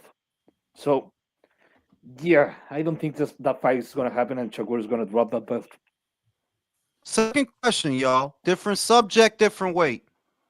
Did Diego Pacheco just duck Christian Mabilly, in y'all opinion, while I go take a shit? Was that a duck? Go ahead. No. I mean, I didn't really watch that shit. What happened? What went down? The WBC ordered a fight between Mabilly versus Pacheco for I think it's an interim title at the super middleweight. Yeah, and Pacheco pulled off of that fight. Oh yeah, that's a clear duck. Not for me. For me, if you're talking about interim titles, that's not a duck. Well, if you ask Rick Glazier, didn't fucking Isak Cruz also duck Shakur for like an interim title? Yeah, he didn't want no part of Shakur. Yeah, I think it's the same. It's the same shit, bro. No, I think that was for the legit title when Shakur was a champion. Yeah. Either way, he did not want any piece of Shakur at all. Yeah, but for me, it depends if what you want to do after. Because if Pacheco is trying to secure a place with another organization, I don't think it's a dog. That's fair. But and if you're trying to go for the WBO route, yeah, you're gonna get your title shot. That means you're gonna get Canelo eventually. So wait, Pacheco, is he rated number 1 by the WBO? Yeah. Okay. Well, it was a WBC. He's got an interim belt for some reason. Like I still don't understand the WBC and their bullshit about putting up a fucking. I mean, if it's the WBC, fuck the WBC. Yeah, exactly. Like, what the fuck do you need a fucking interim champion when you already have an active fighter as champion? Yeah, like I just seen you guys fuck around with David for the past 2 years. Like, man, fuck you guys. You need that sanctioning money. You know how it is. But you can still do that, but without printing these fucking belts and give it to them, without context, other than to get money for them. You can still do it when you're ranked. Mauricio likes those belts. They make him feel pretty or something. Let me just say this real quick about Mauricio. Yo, Mauricio is the reason why he can't get a job at Gucci because he know that he'll fuck up their design. Yeah, pretty much. Oh, the fucking guy. Mauricio's a piece of fucking work, man. Yeah, For real. He should get out of boxing and just be a fashion designer. You were talking about that shit with Ness. You know what he said? I'm gonna paraphrase because I cannot quote him at this moment. They were talking about the rotation, and Mauricio said, "I understand that, but the sanctioning bodies make out the rules as they goes." That's what he said. What he said is the corruption at his purest form. You know that people are starting to believe that that Mauricio probably, is mad at them because Bivol's team, they intentionally misreported the purse that they received just so they could give the WBC a smaller percentage of the purse. Yeah, but every fighter does that. That's funny. I mean, look, man, it might be the reason because also Turkey was all about fuck the WBC, we're doing our thing, you gotta have to wait your turn, and he felt disrespected, so he started acting like a bitch. Well, he and David can now go suck each other's dick. For real. Yeah. Look, I'm gonna be fair with my. Sorry, I keep a little bit weird. They got that nigga. They got him. What's that? They got him mid-sentence. They got that nigga. No, I puke a little bit of my mouth. I'm gonna be fair with Mauricio. If they really misreport the amount of money for a unification fight, yeah, that's a reason to be mad. Now, it's a reason to be mad, but at the same time, it's not your turn. No matter what, it's not their turn. Yeah. And I heard the explanation yesterday, which, look, did it make sense? Yes, they're like, okay, y'all trying to compensate David because y'all know he didn't get the shot at 68. But at the same time, don't you got to compensate Dimitri for alienating him? Because you alienated that dude. Y'all said y'all don't want no Russians fighting for y'all belt. So don't you got to make up to him for that? Bro, at the end of the day, bro, fuck him. Now you get less of a percentage for whatever David makes because he's not gonna make what Bivol's making. That's the other thing. He ain't going you're not gonna get a lot of money with that dude, and I don't even know that he's gonna keep that belt. I keep saying that they're like, y'all did all that to give him a belt, and he may not stay at light heavyweight because you gonna stay there and fight who, dog? You legitimized your own fucking championship, bro. You gonna stay there and fight who, dog? Who you gonna fight? It all boils down to you can have 6 belts, bro. And they could all be different colors. One could be purple. One could be beige. If you ain't got nobody to fight, it really don't fucking matter. Get ready for that Ronnie Gavril rematch or Jesse Hart. Them motherfuckers don't got that kind of nerve, dog. Jesse Hart for $80. Gavril 3. Now watch. For $80, dog. The trilogy. They not gonna do that shit. So do y'all think Diego ducked though? No. Yeah, I mean, it's not a what duck. He does next. No, I don't think it's McCumbee, bro. That's who's next. So that's a duck. That's a duck. Virtuoso, is that a duck? Damn, they got him. No. It's not a duck. It's not a duck. Nah. Because he didn't want to fight Sajo. He didn't want to fight Sajo. I'm with you on that. I don't really give a fuck about either of them. They disagreed on the fucking location, the date. Like, I don't care, man. We don't have a fight. Fair enough. Fair enough. One good duck deserves another. That's how it sounds.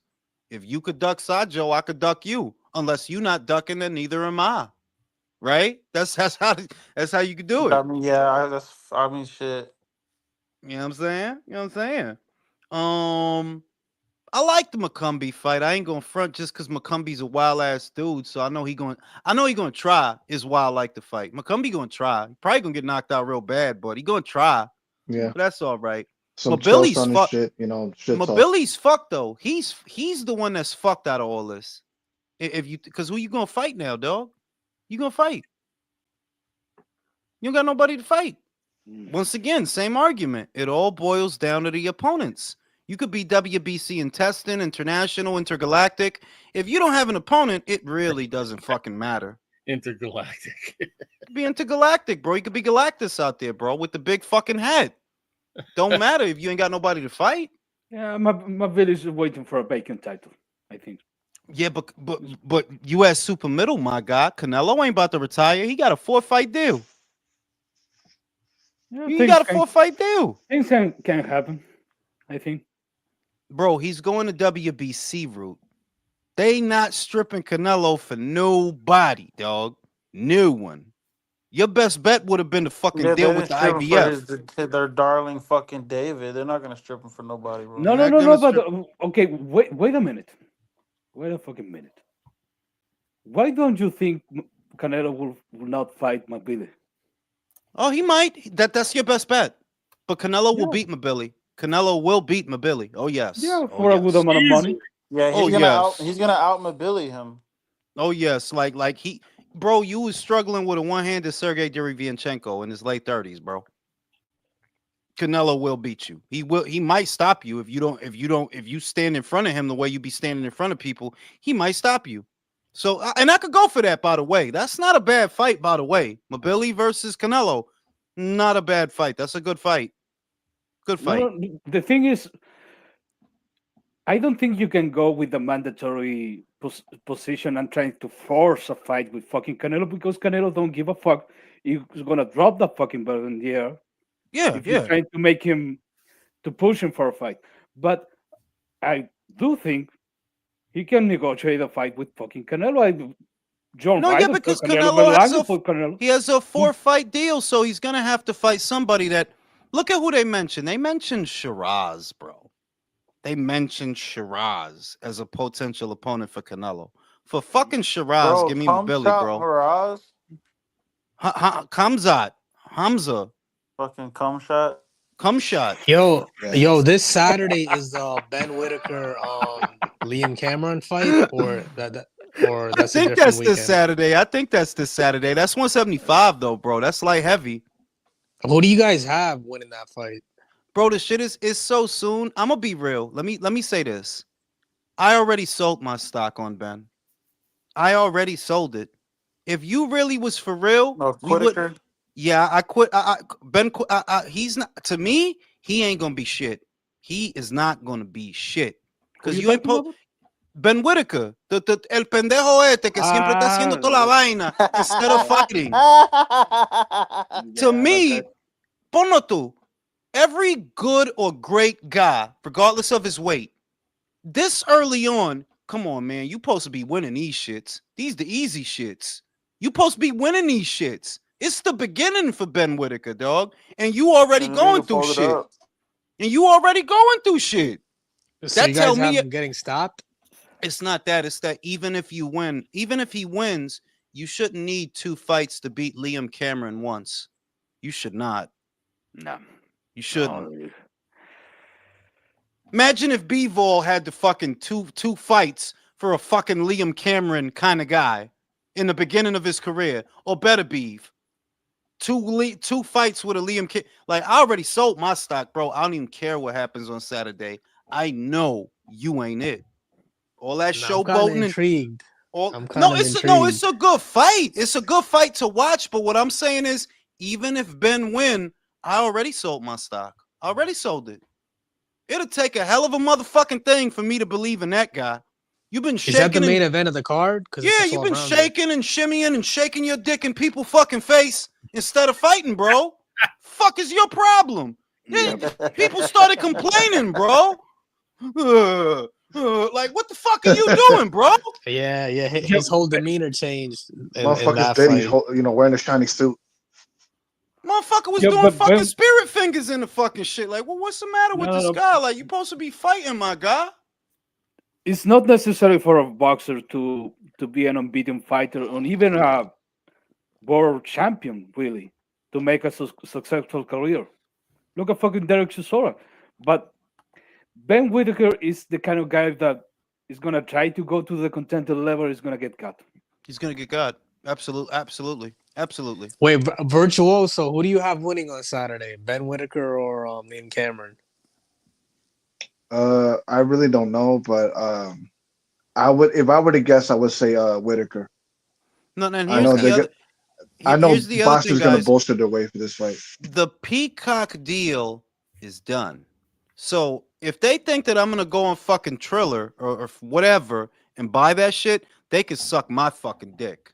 Nah, dog, we ain't buying Ben. Wait, Wait! It's not on Peacock. Wait, Triller's distributing their fight now?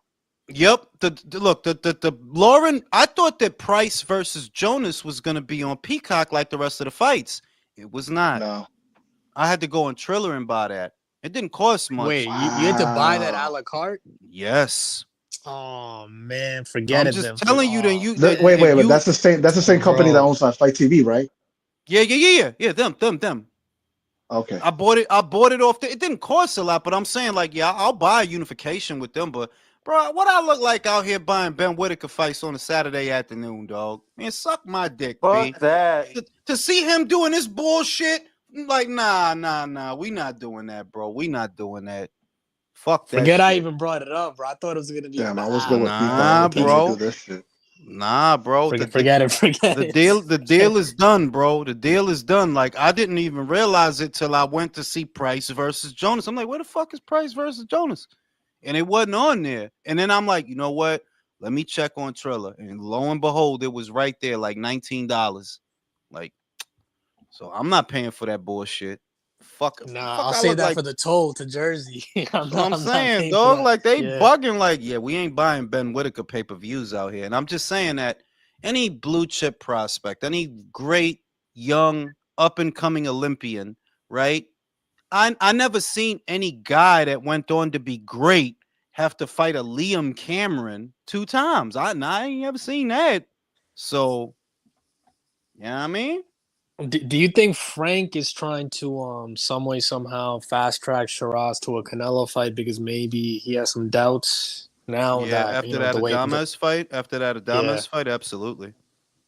Rush him to the Canelo fight because that's your best bet to turn over a profit on this guy. That's the rationale that we see you ain't gonna be a champion because we gonna win a belt. Well, you know, Canelo would be undisputed in that situation. So it's like, well, you know, who else are you going to fight for a belt at super middle besides Canelo? We might as well just skip the foreplay and get this over with because you had your chance to win a belt at middle and you shat it. You know, you're injured, whatever. You shat it. You didn't win. So, cash him out. In hindsight, how do you see if Sheeraz had fought Johnny Beck? How do you see that? I think Johnny Beck would have knocked him out. In hindsight, I think Johnny Beck would have knocked him out. In hindsight, like. That's saying that my opinion of Hamza has changed. I thought he was better than that. If you can't knock out Adames, yeah, I don't think you can hack it because you're about to fight bigger guys now. You don't buy the injury? No, maybe he was injured, you know, but it all still takes away the same thing. It's like, do you all right, here's an example. Do you think Sheeraz would beat Mabilly? Because I don't. Oh, no. Yeah, in hindsight, no. Yeah, no. I don't think you beat Mabilly. I don't think you beat Pacheco, and I don't think you punch harder than Pacheco. And I don't think you're even used to fighting a guy your size. I don't think you're used to that. So do you think Pacheco's chin tested? I think he is. He just fought fucking Steven Nelson. Steven Nelson is not no slouch. No, I remember that fight. Yeah. I remember that. But Bomac was training Steven Nelson. I remember that fight. Because I'm saying it because earlier you asked if Pacheco had ducked Mabilly, and you know, and Billy's kind of sort of on a tear with the knockouts that he's been getting, and you know he's undefeated, right? Yeah, he's undefeated. Yeah, so that's what makes it attractive. Is it's two undefeated fighters. Whereas I mean, I don't mind seeing the Trevor McCumbee fight, especially if it's like not on pay-per-view. Like I don't want none of these fights. I'm not paying for no Trevor McCumbee fight. Get out of here. I'll say, look, back over to Sheeraz. Sheeraz is on his way to super middle. You tell me, who do you think he beats up there? I think Frank was just trying to fast track him to Canelo. That's what I thought. No, he is, but that's why Pacheco. Actually, how do you Billy. see Sheeraz against Caleb Plant? Oh God! Okay, everybody. Whenever somebody wants somebody to get fucked up, they bring up fucking Caleb Plant. Fucking clockwork, bro. Plant alone, bro. What about Plant, yo? Could he be Plant? I don't know. Plant is trying to live a good life with Jordan.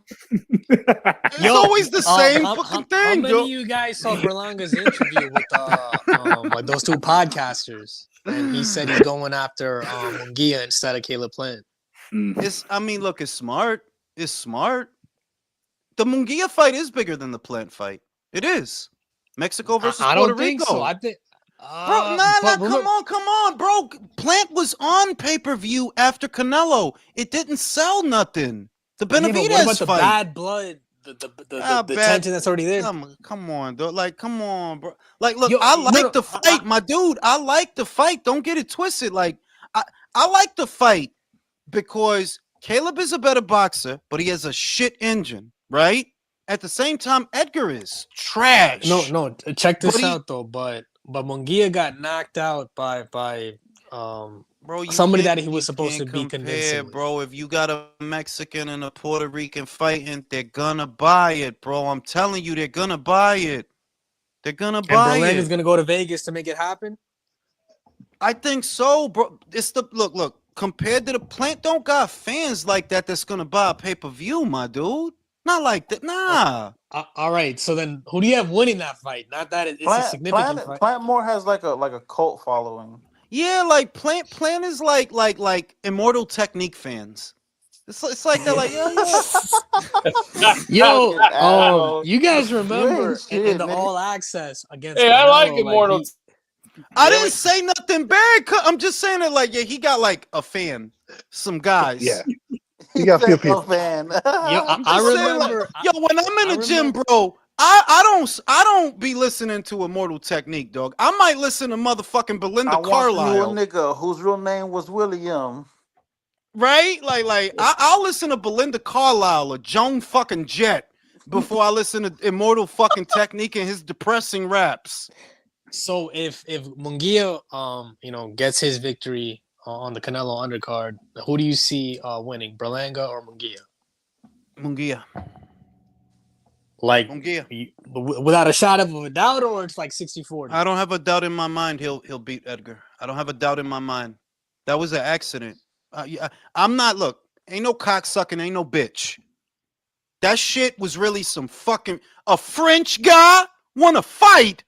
He's French, bro. What? A French guy? Like this not like, look, weird shit happens, right? Like, hey, sometimes you leave $20 in your jeans, you fucking forget about it a year later. Talk about that puncher's chance. Yeah, that was it. That was it. I promise you, he's gonna fucking knock out Ceviche in a rematch, and my mind didn't change. Edgar is dog shit. That dude sucks. So Berlanga is gonna move up to 175 for that. Yo, if he moved to 175. No, that's where Munguia is right now, right? 175. No, he's at 68, bro. No, he's at 68, bro. Hold up, bro. I thought when he went to Top Rank, it was all 175 fights. No, he's at 68, bro. He's at 68. So he did no 175 fights after Canelo?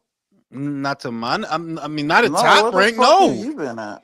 Eric Bazinian, Bruno Ceviche. Those were super middleweight fights, bro. Bro, I thought he did one 170 fight, one 175 fight after Canelo. That's what I thought. He might have done that. What you think? Munguia gonna be up there with Artur and Dimitri, bro? Like, come on, be like, hell no. Oh. And what you think, Edgar? You think played with up there? Maybe to Edgar will get butt fucked up there, dog. Bro, Edgar didn't make 168 last fight. Don't take Edgar and recreate American he with his ass. Because this the dude that cried. He cried because he knocked out McCrory. Berlanga would be a real life victim up there, bro. Who cries because they beat McCrory, bro? Like, you all right, dog? Like, you sad or something? Like, why are you crying off of that? Yeah, but the thing with Edgar is he didn't make 170. I mean, he didn't make 168 his last fight. So then you know, I think go Edgar's up gonna to be a mark up there at 175. my bro. dude. Then go and to the one thing about 175. Edgar is he doesn't want a title. He's not gonna contend for a title. He doesn't No, care. he He's just won't. trying All to right, make. no. Granted, your point is valid. He don't care about a belt, right? You want money. The shit is, who gonna pay you money to fight bums? And even the bums might beat your ass. The bums at 175 might beat your Oh ass. yeah, they're gonna be recreating. Yo, did you see how he was talking in his last interview? Did you see that? I'm saying that He was talking crazy. Oh my goodness, Well, you guys should have heard him. Like, yo, that's because of his ego, man. I mean, for real, he's overrated in his own mind. the shit is that no matter how much he act and how much he talk, the bums up there will beat your ass. You gotta try to emulate the superstar shit, right? So you could keep turning down fights, because you really know they will beat the shit out of me up there, dog. They will fuck me up there. So I gotta turn this into a lot of money. Where he's sitting, he thinking, yo, a French dude with 4 knockouts knocked out Munguia. I need to fight Munguia, right? And you sleep. Like, yeah, Munguia's gonna beat your ass. But go ahead, I'll watch it. I will watch it. Munguia will fuck you up, bro. Don't get it twisted. Because Munguia, if nothing else, a lot of people like to talk shit. He's a good student, bro. He pays attention. How do I know? One fight with Freddie Roach in the corner, and you already started to see what they were working on. One fight. Usually it take a guy 2-3 fights before you see what the fuck they working on. Munguia had one fight with Roach, setting everything up off the jab, managing the space. He's a good student, and he will beat Edgar Berlanga. Of that, I'm sure of. So the problem is for it to take that fight to happen, it's gonna have to be a pay-per-view. But the thing is, does it warrant a pay-per-view? You got realistically, no. But you know how things are, bro. You know how things are now. That like, yeah, they're gonna bill that as a pay-per-view. They are. Unfortunately, yeah. Should it be? No, it shouldn't be. But the ends have to justify the means. Conservatively, I think that pay-per-view does between 3 and 4. I'm not even kidding. Puerto Ricans are fiercely loyal. They are fiercely loyal, and so are Mexicans. They will buy that fight. They absolutely will.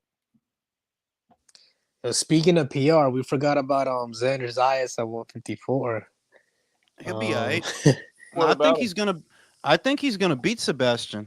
I'm cool, and I'm settled on that. I think he's gonna beat Sebastian. I think he's gonna outpoint him. Yo, is I wanted to ask you the guys. weakest champion at 154? We could say that, yeah. He lost to Brian Mendoza, bro. He got knocked the fuck out. Yeah, he did. I think Xander's gonna beat him. I think Xander's gonna beat him. I remember how that. much that of a star that was a timber moment.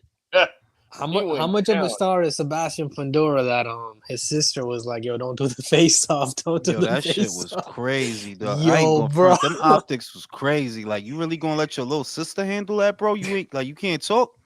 Wow, that's crazy. That's pretty bad, man. No, it is like damn, dog. Like you not gonna stand up for yourself. You like 6'5".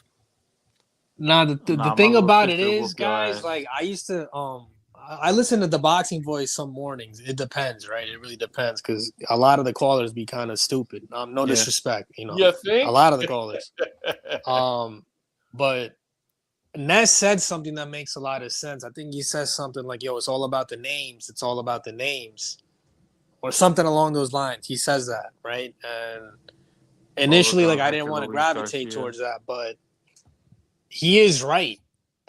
But now any boxer that's somewhat of a name, they think they're like a S tier marquee name. And this is what's gonna make it really difficult to get some fights across the line.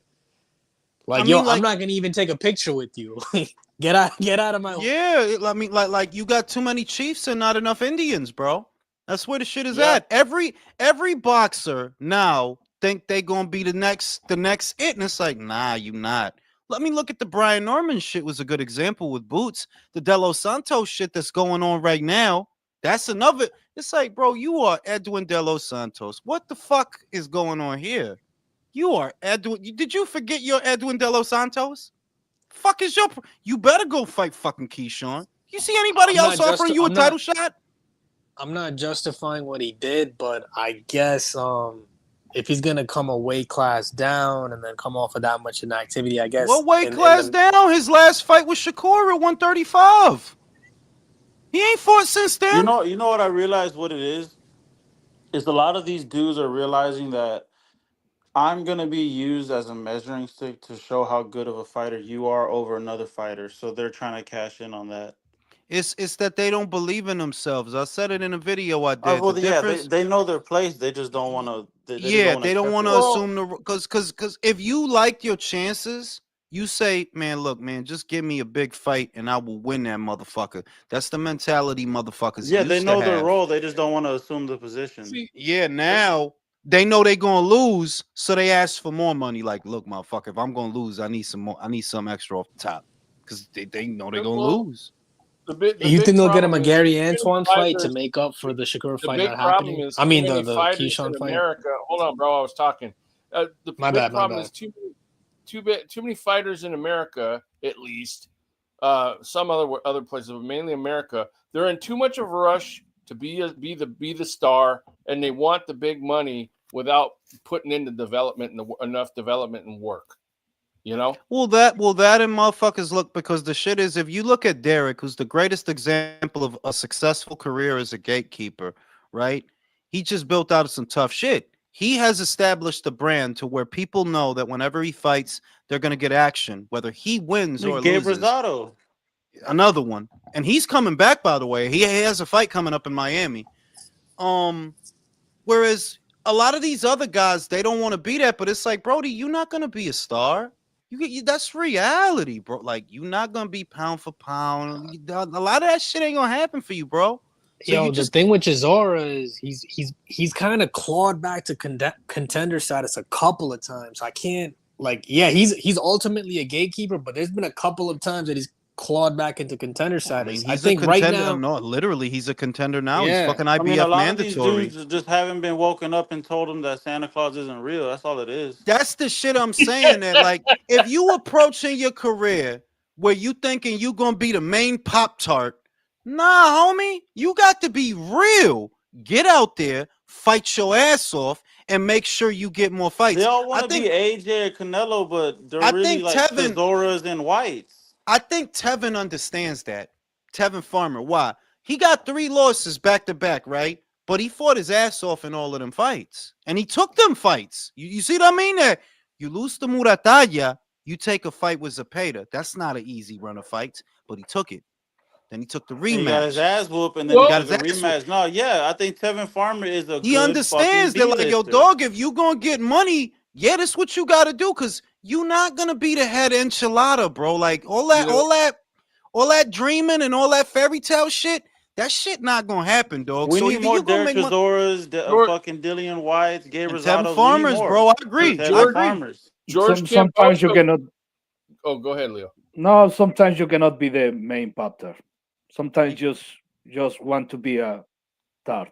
No, sometimes you're not even a Pop-Tart. You're a fucking toaster strudel. Who eats that gay shit? You know what? You know what? George Kambosos is a good example of that. I mean, he's lost a lot. He's another one. He's another one. But he's parlayed that into making money, even though he's lost. And you need more boxers that look at their job as being a job. That, listen, dog, I know you had dreams and things and you want to be this and you want to be that, but the reality of your situation is, if you want to make money, this is how it has to be. And if it's not like that, you end up like Edwin, over a year of inactivity. I just gotta say, toaster strudels for niggas who don't work. Yo, you know what's crazy? I ain't got time to be putting all this shit on top of my fucking strudel, man. Give me that. Where you gotta put the shit on? You gotta open the pack and put the. I ain't doing all that shit. You out of work, motherfucker. I gotta get out of here with that shit. Do you guys see a higher likelihood of Zepeda versus Keyshawn Davis? No, because of No, I don't think Keyshawn is gonna be at this weight for more than 2 fights. I think that would be the more entertaining fight, though. No. I mean, like I like Keyshawn. No. I like Keyshawn going to 40 because 40 needs action. He needs an action fighter. More action fighters. There's too many fucking boxers up there, bro. Hitchens, Catterall, Barboza, Martin. It's like, yo, y'all box too much, bro. I need some headbangers in here, man. Bro, the Hitchens versus George my Kambosos God. fight is such a waste. It's such a waste, bro. The zone. I don't know. the zone Like, I don't like Eddie. What the fuck, bro? No one on earth wants to see that fight. It's almost like watching Frankie Sanchez again, Jules. Bro, you the one in love with Frankie Sanchez because nobody bring that motherfucker up but you. I'm not in love with him, but I just know how much he bores you. And There's that's two the things comparison. that country's gonna bring up: is dead bodies and Frankie Sanchez. That's For real. He's gonna do a eulogy. He's gonna do a eulogy. Then Frankie Sanchez. That's in comparison to the fight that you're talking about. That's how boring it is. That's But I'll tell why you I brought what. him up. I'm gonna say it. Matchroom is fucking up. Yeah, with this, you fucking up. You can't. You've been in America long enough. You got to know. Nobody want to see that shit. The fuck you think you gonna put Kambosos and Hitchens on the outside and motherfuckers gonna start biting their nails? No. That's fucking crazy. Like, Eddie, you've been in America since 2018, bro. You gotta know. Well, that's because his darling Devin Haney beat Kambosos. He thinks he's something. Yo, what's crazy is Floyd allegedly sent an offer to George Kambosos. Nah. Yo, did you guys see that? You guys talking know? about Wait, what? Floyd What'd he say? Not talking about Floyd Mayweather. You not. I'm not lying. I'm not No, lying. no. I'm not lying. I saw No, wait, that what'd he today. say? What'd he say? What'd he say? I missed it. What He happened? said George Floyd Kambo- Mayweather made an offer to George Kambosos for a fight. Before the You're fucking lying, bro. no, I'm not. Yo. I think Kambosos said it. He said before June or something like that. It was supposed to happen. Yo, that's fucking That's insane, crazy. bro. That's Look it sad, up. Look bro. it up, guys. Even Kelvin in the chat said Kambosos said it. So I'm just saying that, like, look, George could be fun depending on the situation. If you told me how to get money. if you told me, here's an example. If you told me George Kambosos versus Stevie Sparks, I'll take it. If you told me George Kambosos versus Liam Wilson at a catchweight, the dude that knocked down Navarrete, I'll take it. Or Floyd Schofield. Right, good shout. That's a good fight. I'll take that. But come on, we know what the Hitchens fight gonna look like, bro. Like, I don't want to see that. Nobody wants to see Devin Haney 3, baby. Come on. Yeah, like, I don't want to see that shit, man. I want to see Hitchens versus Matias. That's what I want. That's what Bro, exactly. Hitchens is only fighting fucking Kambosos to avoid the Matias fight. The thing about it is Eddie dropped Subriel Matias after one fight. Shout out to my man Willie Lynch for the Cash App donation to the Swedish Beer Fund of China. Appreciate you. How the fuck you gonna drop Matias and you doing fights on the East Coast, Eddie? You fucking up, bro. Eddie's fucking up, bro. He's fucking up, bro. Like, he is. Aristocrat motherfucker. Yeah, you doing a fight in New York, Ed. Puerto Ricans is up and down that motherfucker. They Puerto Ricans everywhere. Yeah, Ed. The fuck wrong with you? Like, I gotta call him. Like, Eddie, what the fuck are you doing, bro? I gotta call him. What the fuck is the matter with you, dog? Like, you got Hitchens. Who the fuck you think want to see Hitchens, bro? Unless he in there with Matias, it ain't about nothing. Yeah, like, nobody really wants to see Hitchens like that, man. You got Puerto Rocks in the Lower East Side, Puerto Rocks in the Bronx, Puerto Rocks in Brooklyn and Bushwick. Yeah, there's Puerto Rocks everywhere. No, nobody wants to see Hitchens. Hitchens doesn't want to see Hitchens. He's not a headliner. He's not a headliner. He should, honestly, like, y'all should not be main eventing this dude, for real. Yo, for real. I'm sorry. That fight with Lemos, that's not hate, but that's not hate. Fight. It's not hate. It's just like, be real. Like, yo, dog, I'm a customer. I'm telling you, that dude should not be main eventing. No. The fight with Lemos was terrible. Shout out to Virtuoso. Is boxing running out of gatekeepers? Keith Thurman is an undercover gatekeeper who doesn't want to understand that he serve a purpose. Like y'all said, too many chiefs, not enough Indians. He a perfect example of a dude that don't want to know his role. Liam said George's last fight was the most viewed fight on the zone. Really? Nah. George Kambosos' last fight was the most viewed. Which was his last fight? The Loma fight? Exactly. No, he just fought a dude. He just fought a dude in Australia. What? He fucking fought a dude, dog. Like that was like 2 weeks ago. Oh, I No don't remember the fucking name, way, bro. No fucking way, Liam. No fucking way, bro. He fought Loma. That wasn't that his last No, fight? he fought a dude like 2 weeks ago, bro. Yeah, to get back into the win dude. column. You remember he fought like 2 weeks ago? I think He fought like an Australian dude. Yeah, at 140. He fought at 140. Look, man, I find that very fucking hard to believe. I find that very hard to believe. I would sooner believe more people tuned in for Nicholson versus Brown than George. I mean, the Zone aren't really doing too big of cards, were they? I mean, that wasn't a big show. That was a domestic Australian show. That wasn't really a big show. And I heard the ticket sales was bad too. That they had to give a lot of them shits away. I was about to ask. I mean, are they similar to the British fans when it comes to boxing? Well, the Aussies, yeah, they fuck with they folk. You know what I mean? But Georgia's star dimmed a little bit because, like, your dog, you know, whenever they put you in there, aside from the Lopez win, you got beat by Devin 2 times and then you got knocked out by Loma. We can't get but so excited, dog. Yo, for context, the Tim Tszyu versus what's his name?